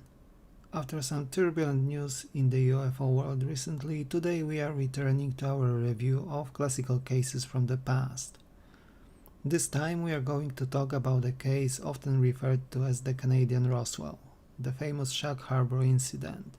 The location just mentioned, which sometimes raises an eyebrow because of its name, lies in the province of Nova Scotia on its southern shores. It is a small fishing community and the number of residents is in lower 400s. The event just mentioned occurred on the 4th of October 1967. The prelude to the actual event involved Air Canada Flight 305 heading to Toronto. While flying over Sherbrooke in Quebec and at an altitude of 12,000 feet, the crew on board noticed a strange object in the air at 7:15 p.m. The captain reported an object flying on the path parallel to the plane. The description indicated a bright rectangular object with a trail of smaller lights behind it. 4 minutes later, the pilots observed a silent explosion near the large object, followed by another one 2 minutes later, which formed a blue cloud around the object. The activity over Nova Scotia continued. At around 9 p.m., Captain Leo Mercy and the 20 crew of the MV Nickerson vessel saw 4 brilliant red lights forming a rectangular formation hovering just above the water surface. From time to time, one of those lights flared up to the point of leaving an after image in the crew's eyes. The vessel was also able to track the objects on a radar and reported it to the local Royal Mounted Police station. Somewhat later, between 11 and 11:30 p.m., a fishing vessel afloat northwest of Briar Island saw a brilliant white light the size of the moon. 3 brilliant white lights emerged from the white object and formed a triangular formation around it, and then moved across the sky and back to the white globe at high speed. This observation was confirmed by other vessels present in the area. 5 miles south of Weymouth, a police and game wardens saw an orange color light just above the tree line, traveling at low speed and emanating sparks. Meanwhile, around the same time and just west of Shag Harbour, Laurie Wickens and 4 other teenagers driving down Highway 3 observed a low flying object, with 4 flashing lights forming a straight line. The object was seemingly descending at an approximate angle of 45 degrees. Multiple witnesses present in the area then heard a whistling sound, not unlike that of a dropped bomb, followed by an extremely loud bang. The teenagers earlier driving down the highway were now observing the event and mentioned that the object has hit the water surface in the harbor, approximately 900 feet or 300 meters away from the shoreline. It drifted on the water surface, emanating a whitish-yellow light. The teenagers contacted the Royal Canadian Mounted Police Unit in Barrington Passage and reported a large airplane or a small airliner crashing into the water of Shag Harbour. With such a serious report, the police sent 10 officers who arrived at the scene at most 15 minutes later. The police, anticipating a demanding rescue operation, contacted the Rescue Coordination Center in Halifax asking for support, as they too confirmed the observation of a luminous object on the water surface in the harbour. They also asked about any reported missing aircraft. But before they could mount any actual rescue effort, the object started sinking and then disappeared from view. The combined rescue and police forces now assembled quickly and proceeded with the actual rescue mission. Within the next 15 minutes, they were also joined by the fishermen and their boats present in the area. The fishermen scoured the area as far as the Gulf of Maine looking for survivors. But neither them nor the Canadian Coast Guard search, also assembled that night, managed to find any bodies, survivors, or even debris from the crash. Overnight, the rescue services determined that no aircraft of any kind went missing earlier that night. The Rescue Coordination Center staff notified the Royal Canadian Air Force headquarters in Ottawa about the incident, as this was the unit handling all UFO reports at the time. This was the actual recommended course of action, as by this point any conventional objects such as airplanes or flares could easily be dismissed. From there, an urgent telex message was also sent to the Royal Canadian Navy headquarters indicating a possible UFO report and asking for an underwater search. The Navy organized the Fleet Diving Unit Atlantic, who were about to carry out the actual search for the missing object. The diver unit was assembled on October the 6th, so approximately 36 hours after the crash. Over the course of the next 3 days, they scoured the seafloor diligently. The report ultimately indicated that the effort did not result in any recoveries of any kind being made. Some 20 years later, a UFO researcher, Chris Stiles, managed to find reports claiming that another crash happened the same night, on the 4th of October. There were witnesses to military exercises of the American Navy taking place in Shelburne Harbour, located some 30 miles to the northeast of Shag Harbour.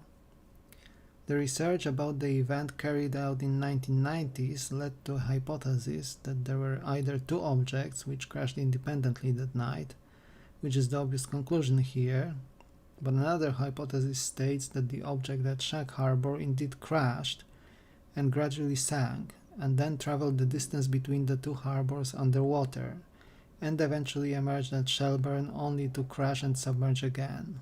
What do you make of the Shag Harbour incident, dear viewers? Let me know in the comment section down below.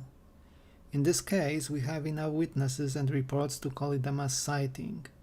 It also resulted in a massive rescue operation undertaken by the authorities, including Air Force and Navy involvement. To me, it is definitely one of the most convincing cases dating back to 1960s.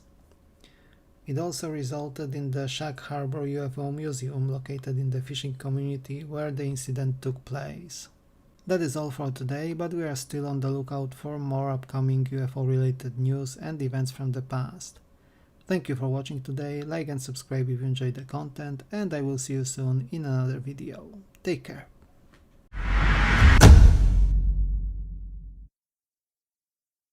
Hello everyone. After a break, today we are returning to the series dedicated to crash and retrieval operations concerning UFO craft. In this episode we are going to explore the Coyame UFO crash, which happened in year 1974 in Mexico. The event allegedly happened in a small town called Coyame with just over 700 residents, located in the Mexican state of Chihuahua on 25th of August 1974, and is sometimes referred to as Mexico Roswell, hinting at the importance of the purported UAP crash for the country. The difficulty with the case is its poor documentation, with one of the rare sources being the book titled Mexico's Roswell, written by Noe Torres and Ruben Uriarte, who tried to uncover the secrets of this mysterious event. It was also mentioned by the famous UFO researcher Leonard Stringfield in his reports on crash and retrieval operations. The event is said to have been a result of a mid-air collision between a small airplane and a disc-shaped UFO. At 22:07 hours local time, the American Air Defense have detected an unknown craft approaching the US airspace from the direction of the Gulf of Mexico. The object was moving at an amazing speed of 2200 knots, so approximately 4000 kilometers an hour at a bearing of 325 degrees, at an altitude of 75,000 feet, so far above the flight ceiling of commercial aircraft. As the station monitored the strange craft, it rapidly decelerated to approximately 1700 knots, changed its direction to one of 290 degrees and started descending slowly. It entered the Mexican airspace and was then tracked over a distance of about 500 miles until it reached the area of the town of Coyame, where it suddenly vanished from the radar screens. While flying over Mexico, the object dropped its altitude to 45,000 feet and eventually descended to 20,000 feet, in steps rather than in a gradual straight line, with individual levels of altitude maintained for more or less 5 minutes each. While the two military radar installations were tracking it, civilian radars seem to have not identified the object, as no reports of it exist in such sources. It was initially assumed that the object descended below the radar range. As the observations continued, the object did not reappear on the radar. 52 minutes later, civilian radio traffic indicated a civilian aircraft crashing in the area of the town. But since no missing aircraft departed from the El Paso International Airport in the US towards Mexico City, a trajectory which would correspond to the object sighted on the radar, these two were clearly different objects. What matched was their disappearance time. The next day, on 26th of August, Mexican authorities started the search for the missing plane. Around 10:35 hours, a wreckage of the missing plane was spotted from the air, and a few minutes later there was another radio report of a second craft, which was circular in shape and in one piece, although damaged. Another few minutes later, Mexican military enacted radio silence, which covered all the search efforts. Meanwhile, the intercepted communications were relayed to the CIA, with possible other US government agencies receiving the report as well. The CIA quickly formed a recovery team. The speed with which it was formed and equipped suggested that this was a practice thing or a procedure that was already performed before. Both countries also started contact at the highest level, with the USA requesting permission for its team to enter Mexican area as an assisting force, with the request being refused. Around noon, the American recovery team was at the ready at Fort Bliss. Several helicopters joined them from an unknown location, painted in sand color and lacking any markings, further accompanied by 3 other smaller craft. This entire rescue team apparently had no contact with the rest of the Fort Bliss staff while on the ground. Satellite imagery hinted that the object and the civilian aircraft were removed from the crash site at this point by a convoy and headed south, eventually coming to a stop in an uninhabited and desolate area. No radio contact between the Mexican recovery team and their headquarters was recorded. An overhead flight showed the convoy on the ground with 2 human bodies lying on the ground next to the vehicles.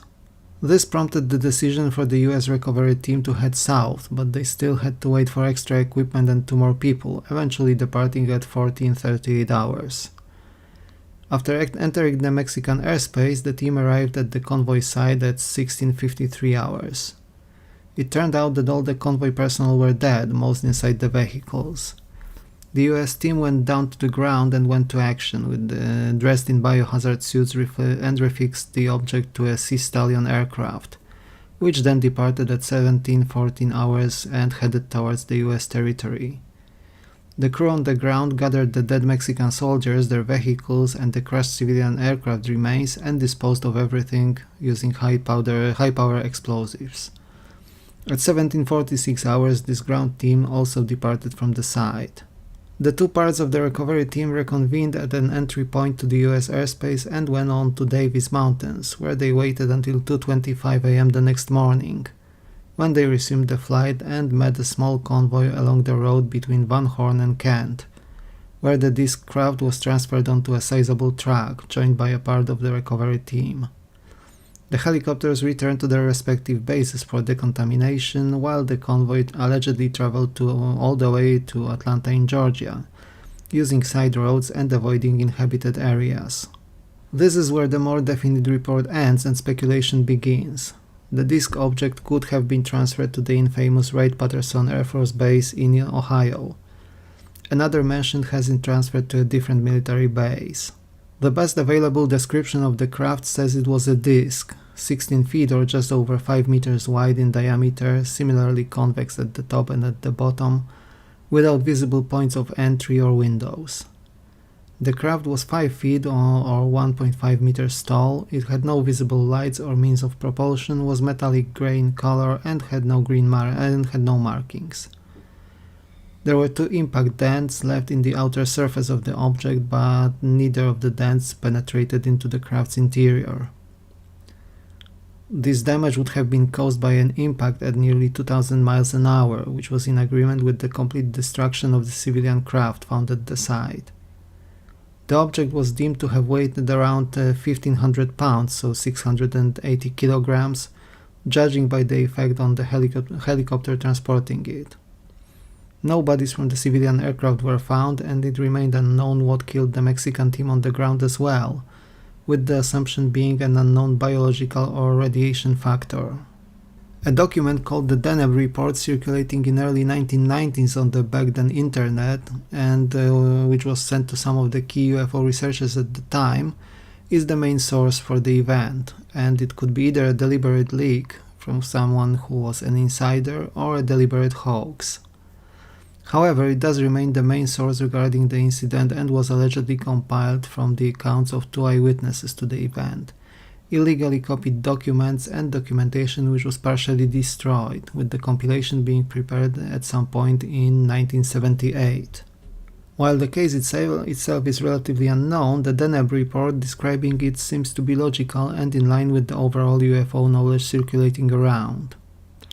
Does this mean that the case was true?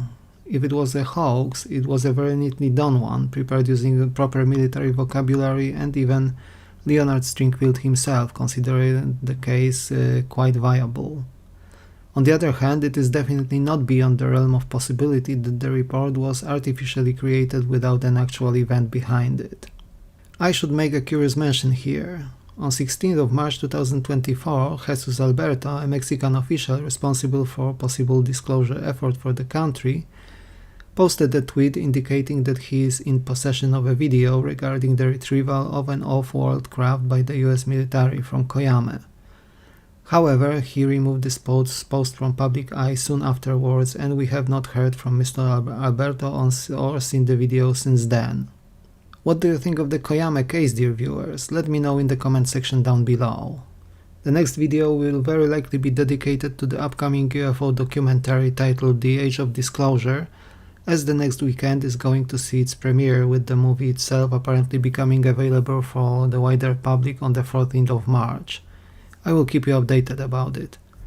In the meantime, thank you for watching, like and subscribe if you enjoyed the content, and I will see you soon in another video.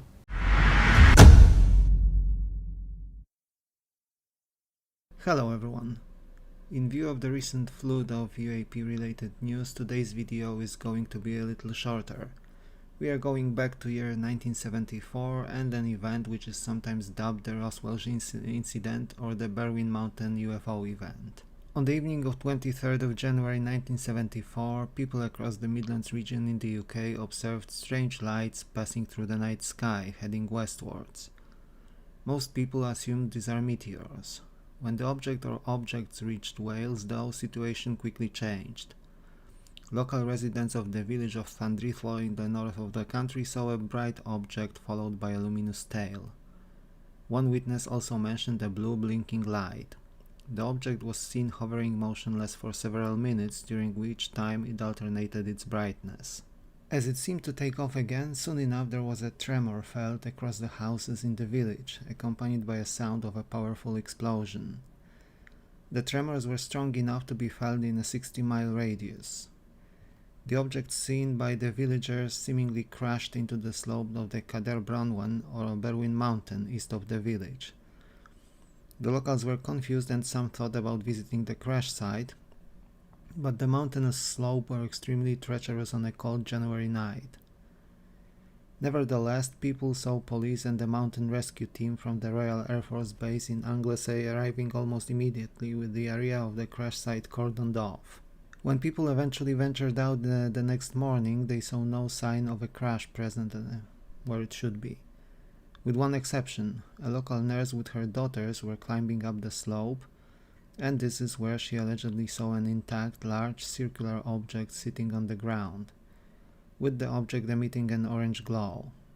They were approached by police and people from the military and were told to leave the area immediately. A retired military man who presented himself as Robert Prescott contacted one of the British UFO researchers sometime after the event, and said that he and several other personnel were assigned to transport 2 oblong crates from the crash site to the Porton Down laboratory of the British Ministry of Defence, with instructions not to stop en route.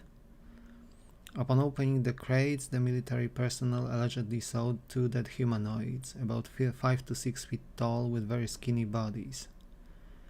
The bodies were placed in decontamination suits. He also claimed that there was another unit which was instructed to transport living aliens from the crash site. The event was not a subject to massive coverage initially, although some tabloid newspapers picked it up and dubbed it the Roswell, or the Welsh Roswell incident. Some independent UFO researchers traveled to the village of Llandudno and the surrounding areas and talked with the local residents. Some mentioned clearly anomalous characteristics of the object seen that night, like instantaneous acceleration, and they did recall the military and police activity in the area. Despite that, there was no official explanation for a very long time. In fact, it was only in 2005 that an investigation concluded by the Ministry of Defense eventually produced a report, with a conclusion that the entire Berwyn Mountain event was a combination of meteors visible that night and an earthquake recorded in North Wales by scientists. Still, both the locals from the area and as well as many other people did not believe in this, just like they did not believe in the explanation that the military and the police have arrived, as they did not initially receive any news about earthquakes in the area. A wider coverage of the Llandudno event can be experienced in a video posted by an excellent channel called Eyes on Cinema. You can find the link in the comment section down below, and I would encourage everyone to explore their videos, because they contain many amazing interviews and cases related to UFO events across the decades. What do you think of this particular incident, dear viewers? Was there really a UFO crash in Wales in 1974? Perhaps you are from Wales or know someone who has lived there. Let me know in the comment section down below. Other than that, we should be back to the regular coverage, news if something interesting happens, and a longer video dedicated to another UFO event from the past, so stay tuned. Thank you for watching, like and subscribe if you enjoyed the content, and I will see you soon in another video. Take care.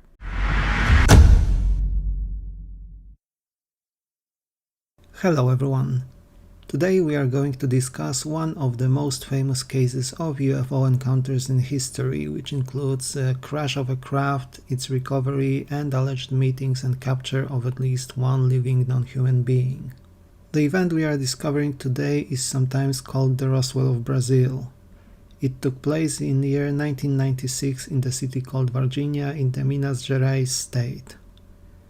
In January that year, North American Aerospace Defense Command, or NORAD, informed Brazilian authorities that their airspace has been invaded by what seemed to be UFO activity. On January the 20th, news coverage from Brazil and later from all around the world went abuzz with reports of a crashed UFO and strange entities encountered by both military and civilians in and around the city of Varginha. But the whole event began a week earlier. On January the 13th, people enjoying their evening in Varginha observed a UFO object hovering over their cattle, which became agitated. Upon observation, the object seemed to be the size of a microbus and in the oblong shape of a submarine. The object was visible for about 40 minutes, flying at low altitude and speed towards the town, emitting white smoke. That same night at 4 a.m., Carlo de Souza, a pilot, was driving to Varginha. About 3 miles away from the city, he heard a sound similar to an engine rumbling, which prompted him to stop at the roadside. As he did, and as he got out of the car, he saw a cylindrical airship approximately 12 meters long and about 5 meters in diameter, flying approximately 130 meters above the ground and towards the town. The object was metallic, and Mr. de Souza also testified a smoke being emitted from a hole in the side of the vehicle. De Souza got back into the car and started chasing the object, which had crashed into the local woods. The driver managed to find a dirt road and eventually reached the scene of the crash, which was littered with what looked like metallic tinfoil. He picked up one of the foil pieces, which was very light, and when he crumpled it in his hand, the foil resumed its original shape. In the distance, de Souza saw a military helicopter, an ambulance and other vehicles, and the site of the crash emitted a powerful smell of ammonia. He was quickly approached by the military, who at the gunpoint told him to go away and stressed that he saw nothing, i.e. that he should not tell anything to anyone. When de Souza left the site and stopped at the nearby restaurant to grab a drink, he was approached by another man who also told him to say nothing and mentioned private details concerning the man in a very thinly veiled threat. At the same time, two of the military men nonetheless alerted Brazilian ufologists about the incident, indicating that the area was cordoned off, and they informed about the military presence in the city and nearby surroundings. They also mentioned that the Brazilian authorities were tipped off by NORAD about a large UFO presence over the Western Hemisphere, with one object crossing Brazilian airspace, presumably the one which then crashed. At 8 in the morning, the local fire station in Varginha received a phone call from a local resident, alerting them to a strange creature present in the park located north of the Jardim area. At 10 a.m. the firefighters were at the scene, but instead of what they suspected to be a wild animal, they saw a bipedal creature, approximately 5 feet tall, with red eyes and brown skin. The firefighters then assisted military personnel, who caught and carried the being in a fishnet, while they themselves shielded the scene from curious onlookers. Again, ammonia smell was very strongly present in the presence of said being. In the early afternoon, with still heavy military presence in the local area, One of the local woods heard a fire open from weapons, at the location where the first creature was allegedly seen. One of the soldiers became scared as he stumbled upon two beings, one of which seemed to assist the other, who was wounded.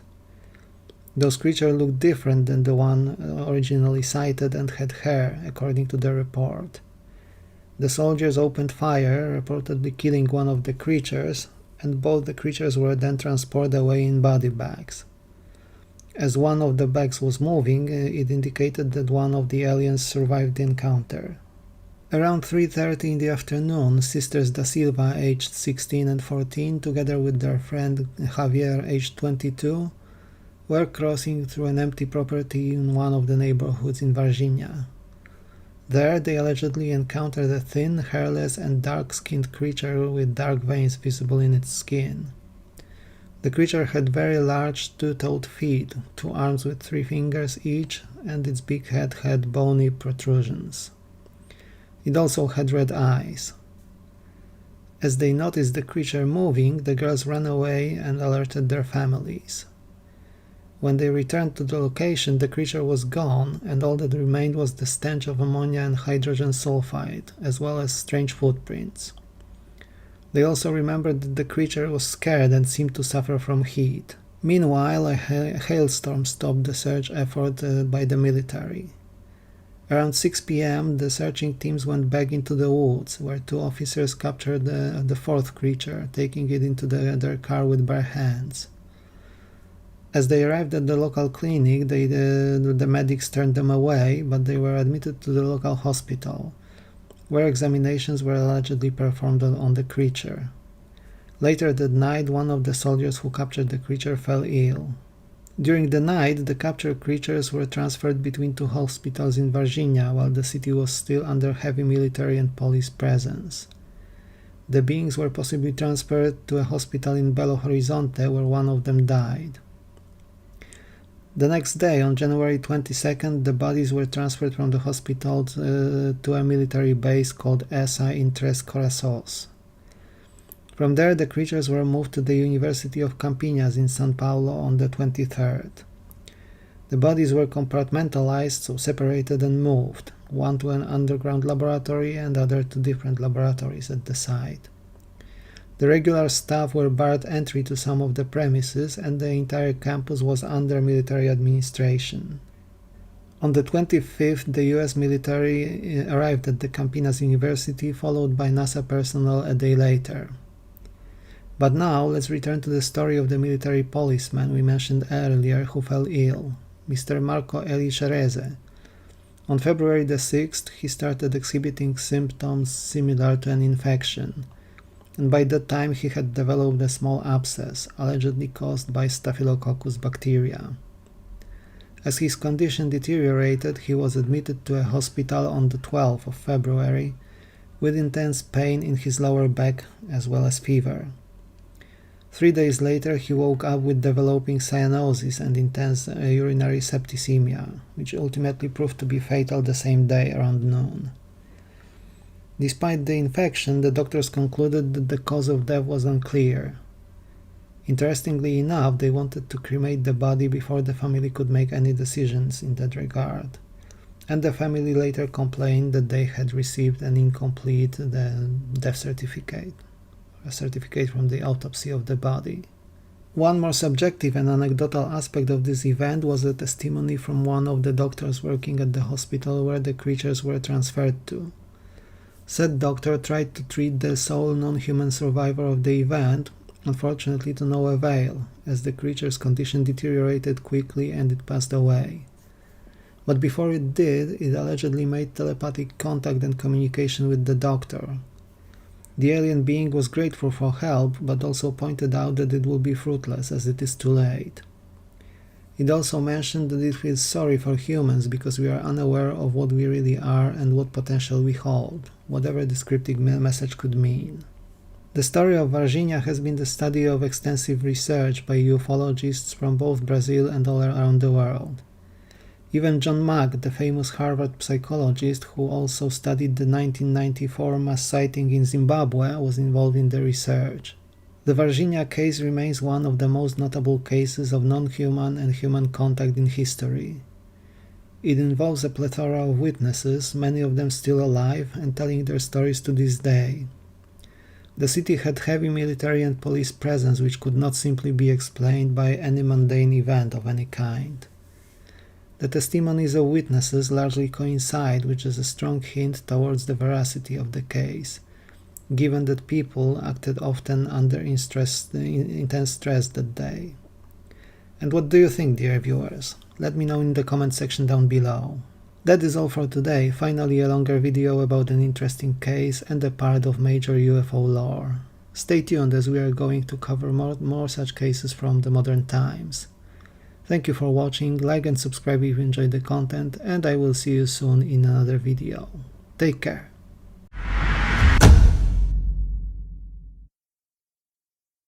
Hello everyone! Today we are returning to Wales, a place which is quite a busy part of the UK when it comes to UFO activity. A few weeks ago we discussed the Llandudno UFO case, and today we are going to take a look at a case from 2016. On Friday 26th of February 2016, residents of the outskirts of Cardiff, the capital of Wales, were disturbed by a chain of strange events unfolding.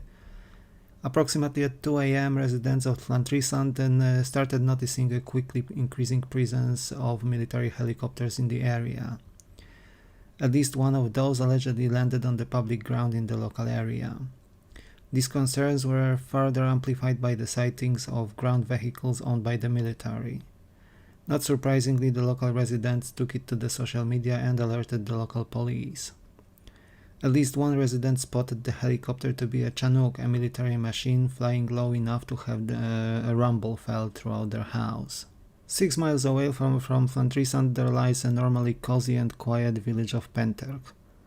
Local residents who found themselves engulfed by the unusual activity quickly figured out that this was not exactly a regular military exercise though, and definitely not a usual one. Miss Cass Clark, together with others, posted their comments to Wales Online, an online newspaper, commenting that what they saw was and indicated that the military was chasing not a training vehicle or a dummy enemy helicopter as could be expected. There were mentions that the military knew they would come to the area, as there was allegedly a spotter plane present in the air for 2 days before the actual event, and what happened that night involved military planes chasing a green object. The aforementioned spotter plane circled around 6 red oval objects, which traversed the air in a pyramidal formation. Said objects were also seen hovering silently above the local fields before the arrival of the military force. Another local resident named Dave also mentioned that there were actually 2 spotter planes, with one replacing the other over the course of the 48 hours preceding the event. Dan and Kaz, already alerted by the spotter plane or planes, decided to camp the night outdoors, and approximately at 2 AM they noticed an E-3 Sentry military airplane, equipped with high-end detection and radar systems. At the end of the field close to where they were, they also saw a triangular shape formed by 3 red lights. It was allegedly one of the triangular UAP vehicles observed around the world, about which some claim they are a bona fide non-human technology, while others claim these are ARVs, or alien reproduced vehicles made by human hands. Those lights quickly increased in numbers, with now 6 lights visible along each side of the massive triangle. The lights of the leading edge were brighter than the rest. The vehicle took a turn above the tree line and ejected an object which looked like a green light, which started moving at massive speed, jumping around, with light intensity brighter than the moonlight and being the size of a small car. The object emitted a thick lightning tendrils towards the ground.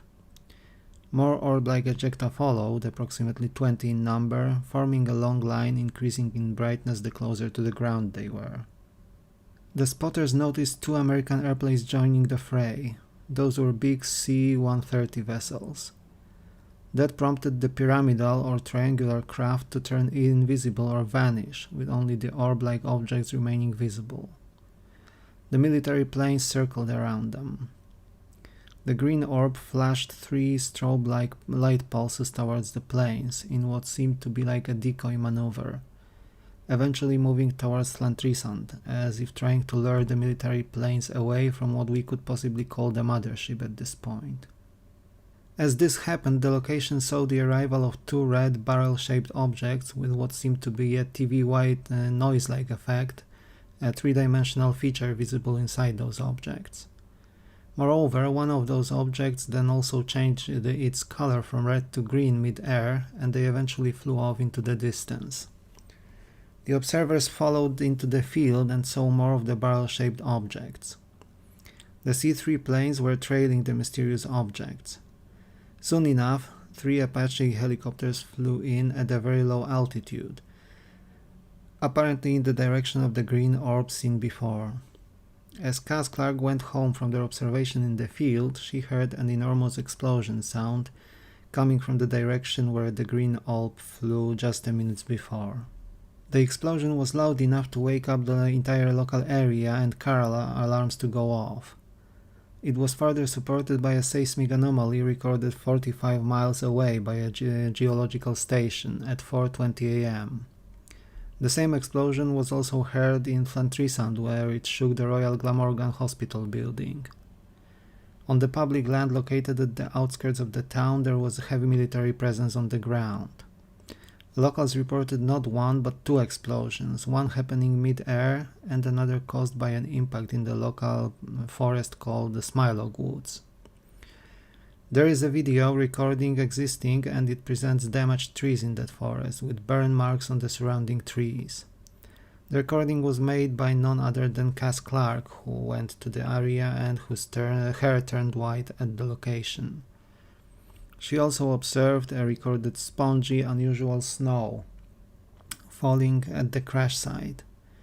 She was able to squeeze the snowy substance with her fingers and it behaved like a sponge before it melted, just as expected of snow, but the whole behavior of the substance was a bit unusual. Meanwhile, the location in Pentyrch, where the large triangular craft was observed, left a bold patch on the grounds where plants died. The strange snowfall was also observed there, just above that one specific field. Both those locations were studied almost 2 years later by the local World UFO researchers, as well as in 2019. The areas were electromagnetic hotspots with intensity much exceeding regular background radiation, to the point that normal exposure while walking there would be equivalent to an X-ray photograph. Trees at the Smilog Woods were cut and removed, allegedly affected by large disease, and replaced with newly planted ones. Further suspicious activity involved road closures throughout the area, including a section of the M4 motorway, which is a key thoroughfare in South Wales. When inquired about this, the authorities claimed either that the only reason for the closure was the tree removal operations we have just mentioned, while the military again invoked national security and stated that they cannot disclose any specific information. However, they never denied the presence of the strange craft observed that night. Moreover, the locations we discussed also saw the presence of ground military forces, with official explanation claimed to be tests for mobile communications and internet links being carried out in the area. Oddly enough, the ground forces were equipped with military-grade sturdy laptops, and some of the people present there were dressed in full forensic suits. The morning editions of the press saw a mention of the unusual activity in South Wales, and the official explanation provided therein was a military exercise under the name Chameleon, which was allegedly a regular and planned training. This note was supposed to quell the fears of the locals. But what happened was probably providing an explanation for people who lived a bit further afield. Those local to the area had a completely different experience after all. Not surprisingly, people started filing Freedom of Information Act requests, which did not yield anything. Information was withheld on the grounds of security risk. All that was said was that the explosion was simulated and was part of the Chameleon exercise. Despite those assurances, many people living in the area of Pentyrch and Llantrisant still do not believe this to be a regular event, one which could be easily explained. Cass Clark was intimidated in the wake of her online comments, adding fuel to the fire of suspicion covering the case. What do you think, dear viewers? Did the UFO really crash in Smilog Woods in Llantrisant, having flown there from Pentyrch and being chased by the combined Anglo-American Air Forces? Let me know in the comment section down below. Unless there are breaking news from the UFO community, next week we'll see another video on a UFO case. In the meantime, thank you very much for watching and all the support. Like and subscribe if you enjoyed the content, and I will see you in the next one. Take care.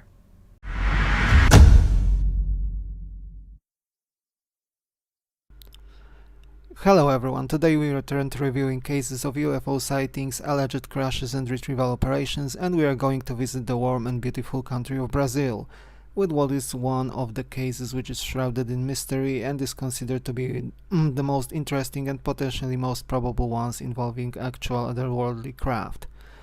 The surviving video material is provided closer to the end of this episode, and those wishing to see what the witnesses did on the crazy May Day in Brazil can watch it later. But before we delve into the details, if you like the content on the channel, please subscribe, like and share the video. The case we are going to talk about today coincided for the most part with the first wave of the pandemic in 2020 and with the time of the first lockdowns in many places across the world.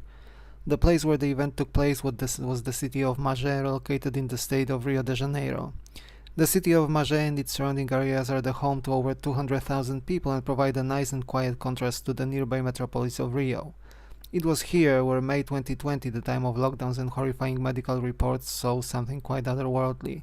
To those already in the know, it was not the first and probably also not the last quite a famous case of alleged contact with non-human visitors to our planet. Mage and its surrounding areas where the location of UFO sightings started already in mid-April 2020.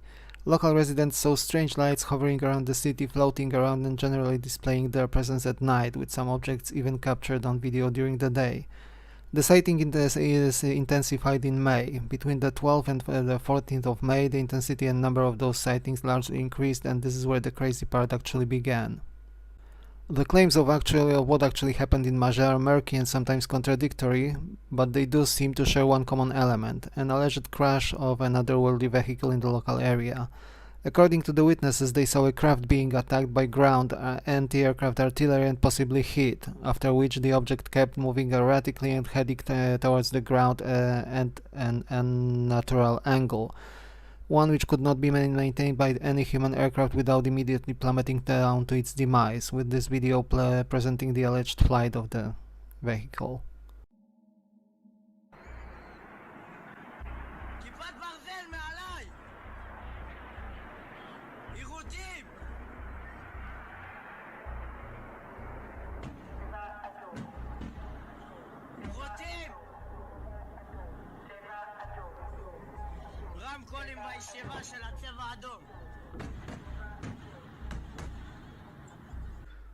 The craft apparently tried to level its course and regain full control, but it kept descending nonetheless. At a relatively low height above one of the hill slopes in the area, it started cutting down the tops of the trees and eventually lowered down enough to shear all the vegetation in its path, leaving a singed plant life in its wake.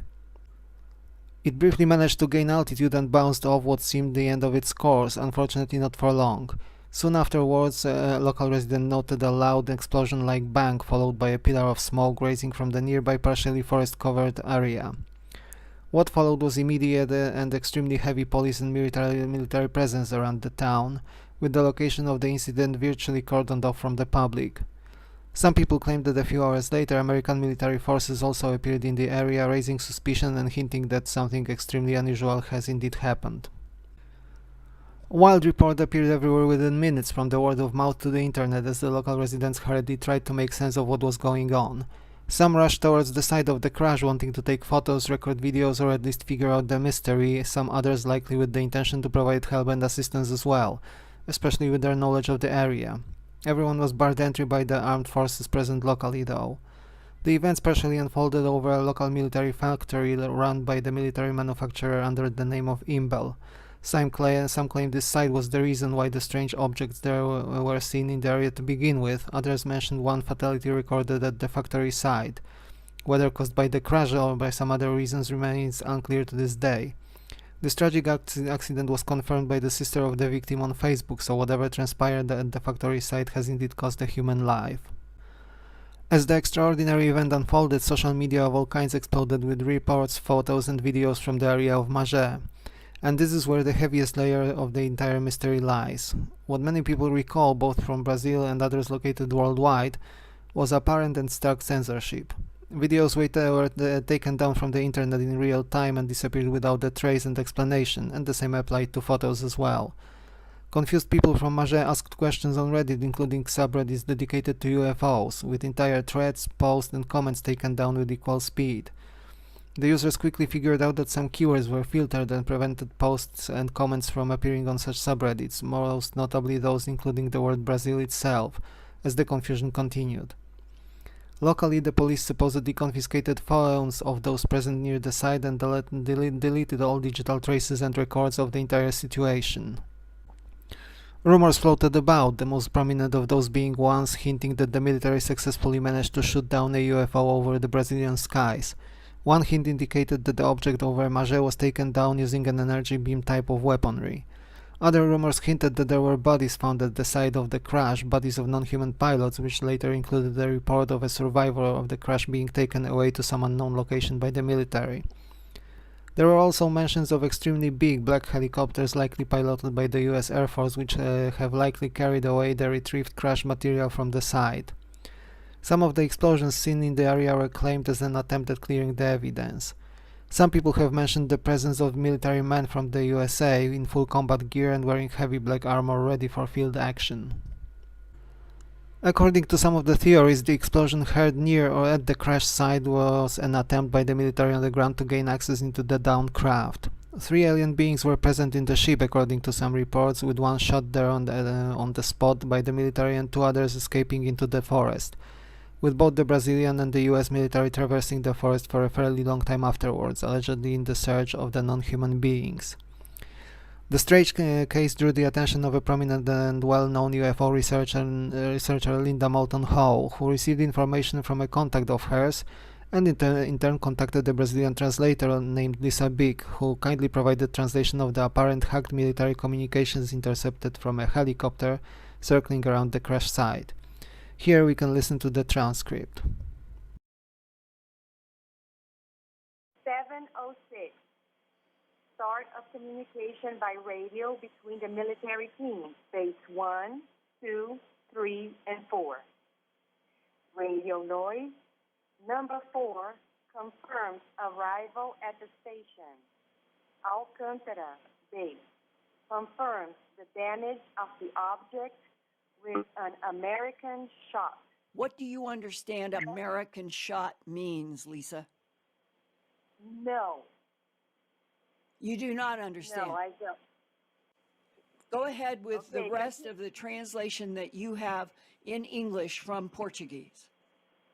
Okay. 7:17. Confirm if it was shot down. Radio noise, not understandable. 7:26, 7:30. Confirm position. Go to the location. You will need 3 or 4 teams. There are too much material to collect. You have to take the small road. 7:31. Did you copy base 2? 7:32. By the small road, it's not possible to descend. 7:40. Did you copy base 3? 7:37. It doesn't have human appearance. Did you copy? 7:40. Radio noise. There are only these. There are no more. More radio noise. The others were in such a state that we can only take the ones that are here. 7:50. Did you copy base 2? Confused audio, not very clear and distorted. They are talking about clothes. 7:54. Go with protection. Nobody is going to touch those things. 7:58. These bodies are not human. Over. No way we can touch on those things. 803 till 808. Not understandable. 808 till 811. He is talking about taking down a drone. 812. Confirm if the equipment was taken down. 813. Capture the equipment shot down drone. Also is to be taken to the base. Over. 815. The truck is going down by the small road. Over. 820. Positive base. 4. Over. 823. Go taking it slowly by parts till the factory, and there we will see what to do. 828. It has to be taken with camouflage. Over. 835. Radio voice distorted. Everything is smashed, damaged, and there is no way we can put it there. There are more bodies inside. I have never seen such a thing. These things are not people. 845. Do you copy base 2? 846. Do not approach without proper clothes. Wait till it arrives. Take it as it is. 852. At the patio, it's protected, closed. Cover everything well so nothing can be seen. Did you copy? 857. Radio noise. 905. Retrieve all cell phones from the guards. Did you copy? Do not allow anyone to record anything. Do you copy? 913. I did copy base 2. 915. Base 1. The American corps from Alcantara is going to the base position and will retrieve the objects. Did you copy? 922. It is to operate within the AGIA protocol. What is that translated? What is AGUIA protocol? AGUIA, AGIA means eagle. Means eagle?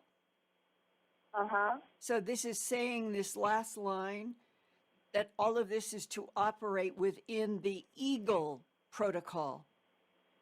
Uh-huh. If the recording is indeed one intercepted from a military source, it hints at the presence of non-human craft and entities at the site. It would also confirm the crash theory and the alleged efforts at the retrieval of the residues of the craft remaining at the site.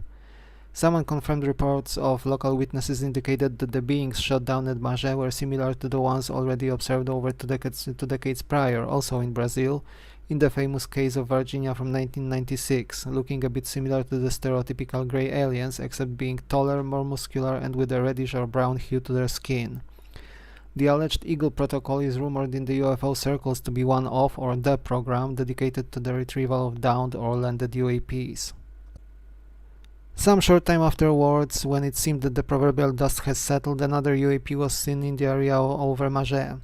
Its movement and traces indicated that the object was moving around slowly and meticulously. The logical conclusion here was that the second UAP was looking out for the crashed one and its pilots possibly, assuming that the non-human intelligent beings show similar care and interest for their fallen comrades. Now we are going to see a series of videos recorded in the local area, the surviving evidence of those strange days in 2020. Each video is given a brief introduction as to what we see as an attempt at trying to explain the situation. I apologize that this video is a bit chaotic in general and the presentation is not entirely cohesive, but the narrative is shaped on the basis of extremely fragmentary surviving materials and in some cases allegations and guesses. It is what it is though, and what we can work with. I am going to leave you, dear viewers, here, and I will see you in the next one, dedicated to the alleged abduction of Travis Walton in Arizona in 1975.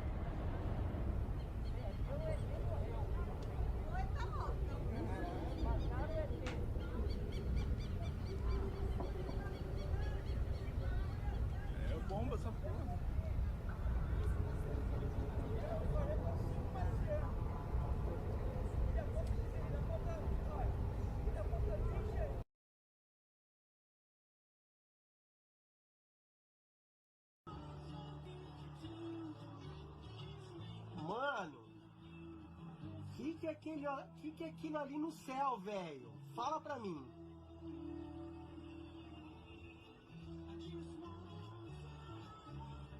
Que é aquilo ali no céu, mano? Vocês estão vendo o que eu tô vendo? Ó, dá uma olhada.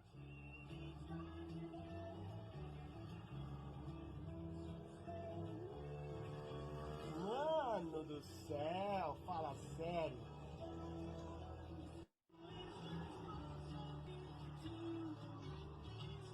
Mano, que é aquilo ali no céu, velho? Fala pra mim.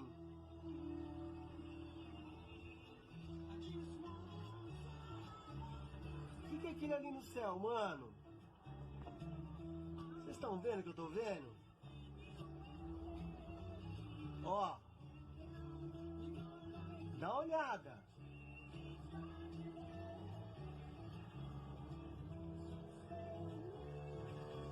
Mano do céu, fala sério.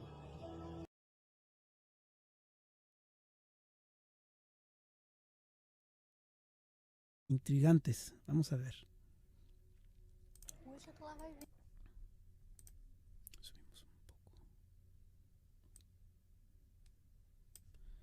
Bueno, vamos a darle play.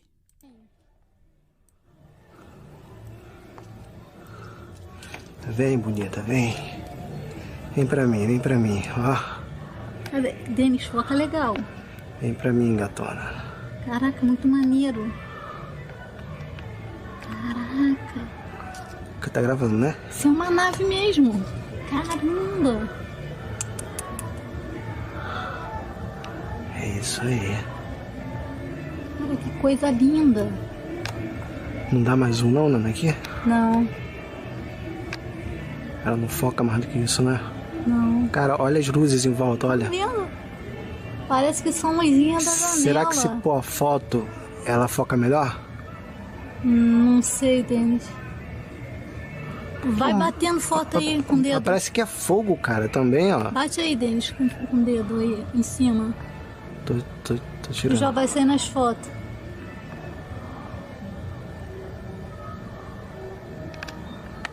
Eu vou tirar o zoom um pouquinho, só pra ver a distância. Sai, meu. Tira meu daí, Nana. Sai, meu, sai. Sai. Sai.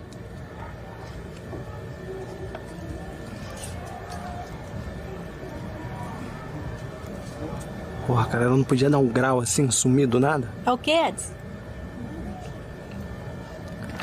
O que você tá falando? Se focasse legal desse negócio aí, cara, telescópio, a gente fazia foto, cara. Porra, aí, Nana, porra, eu vi muito nítido, cara. Ah. Peraí, Edson.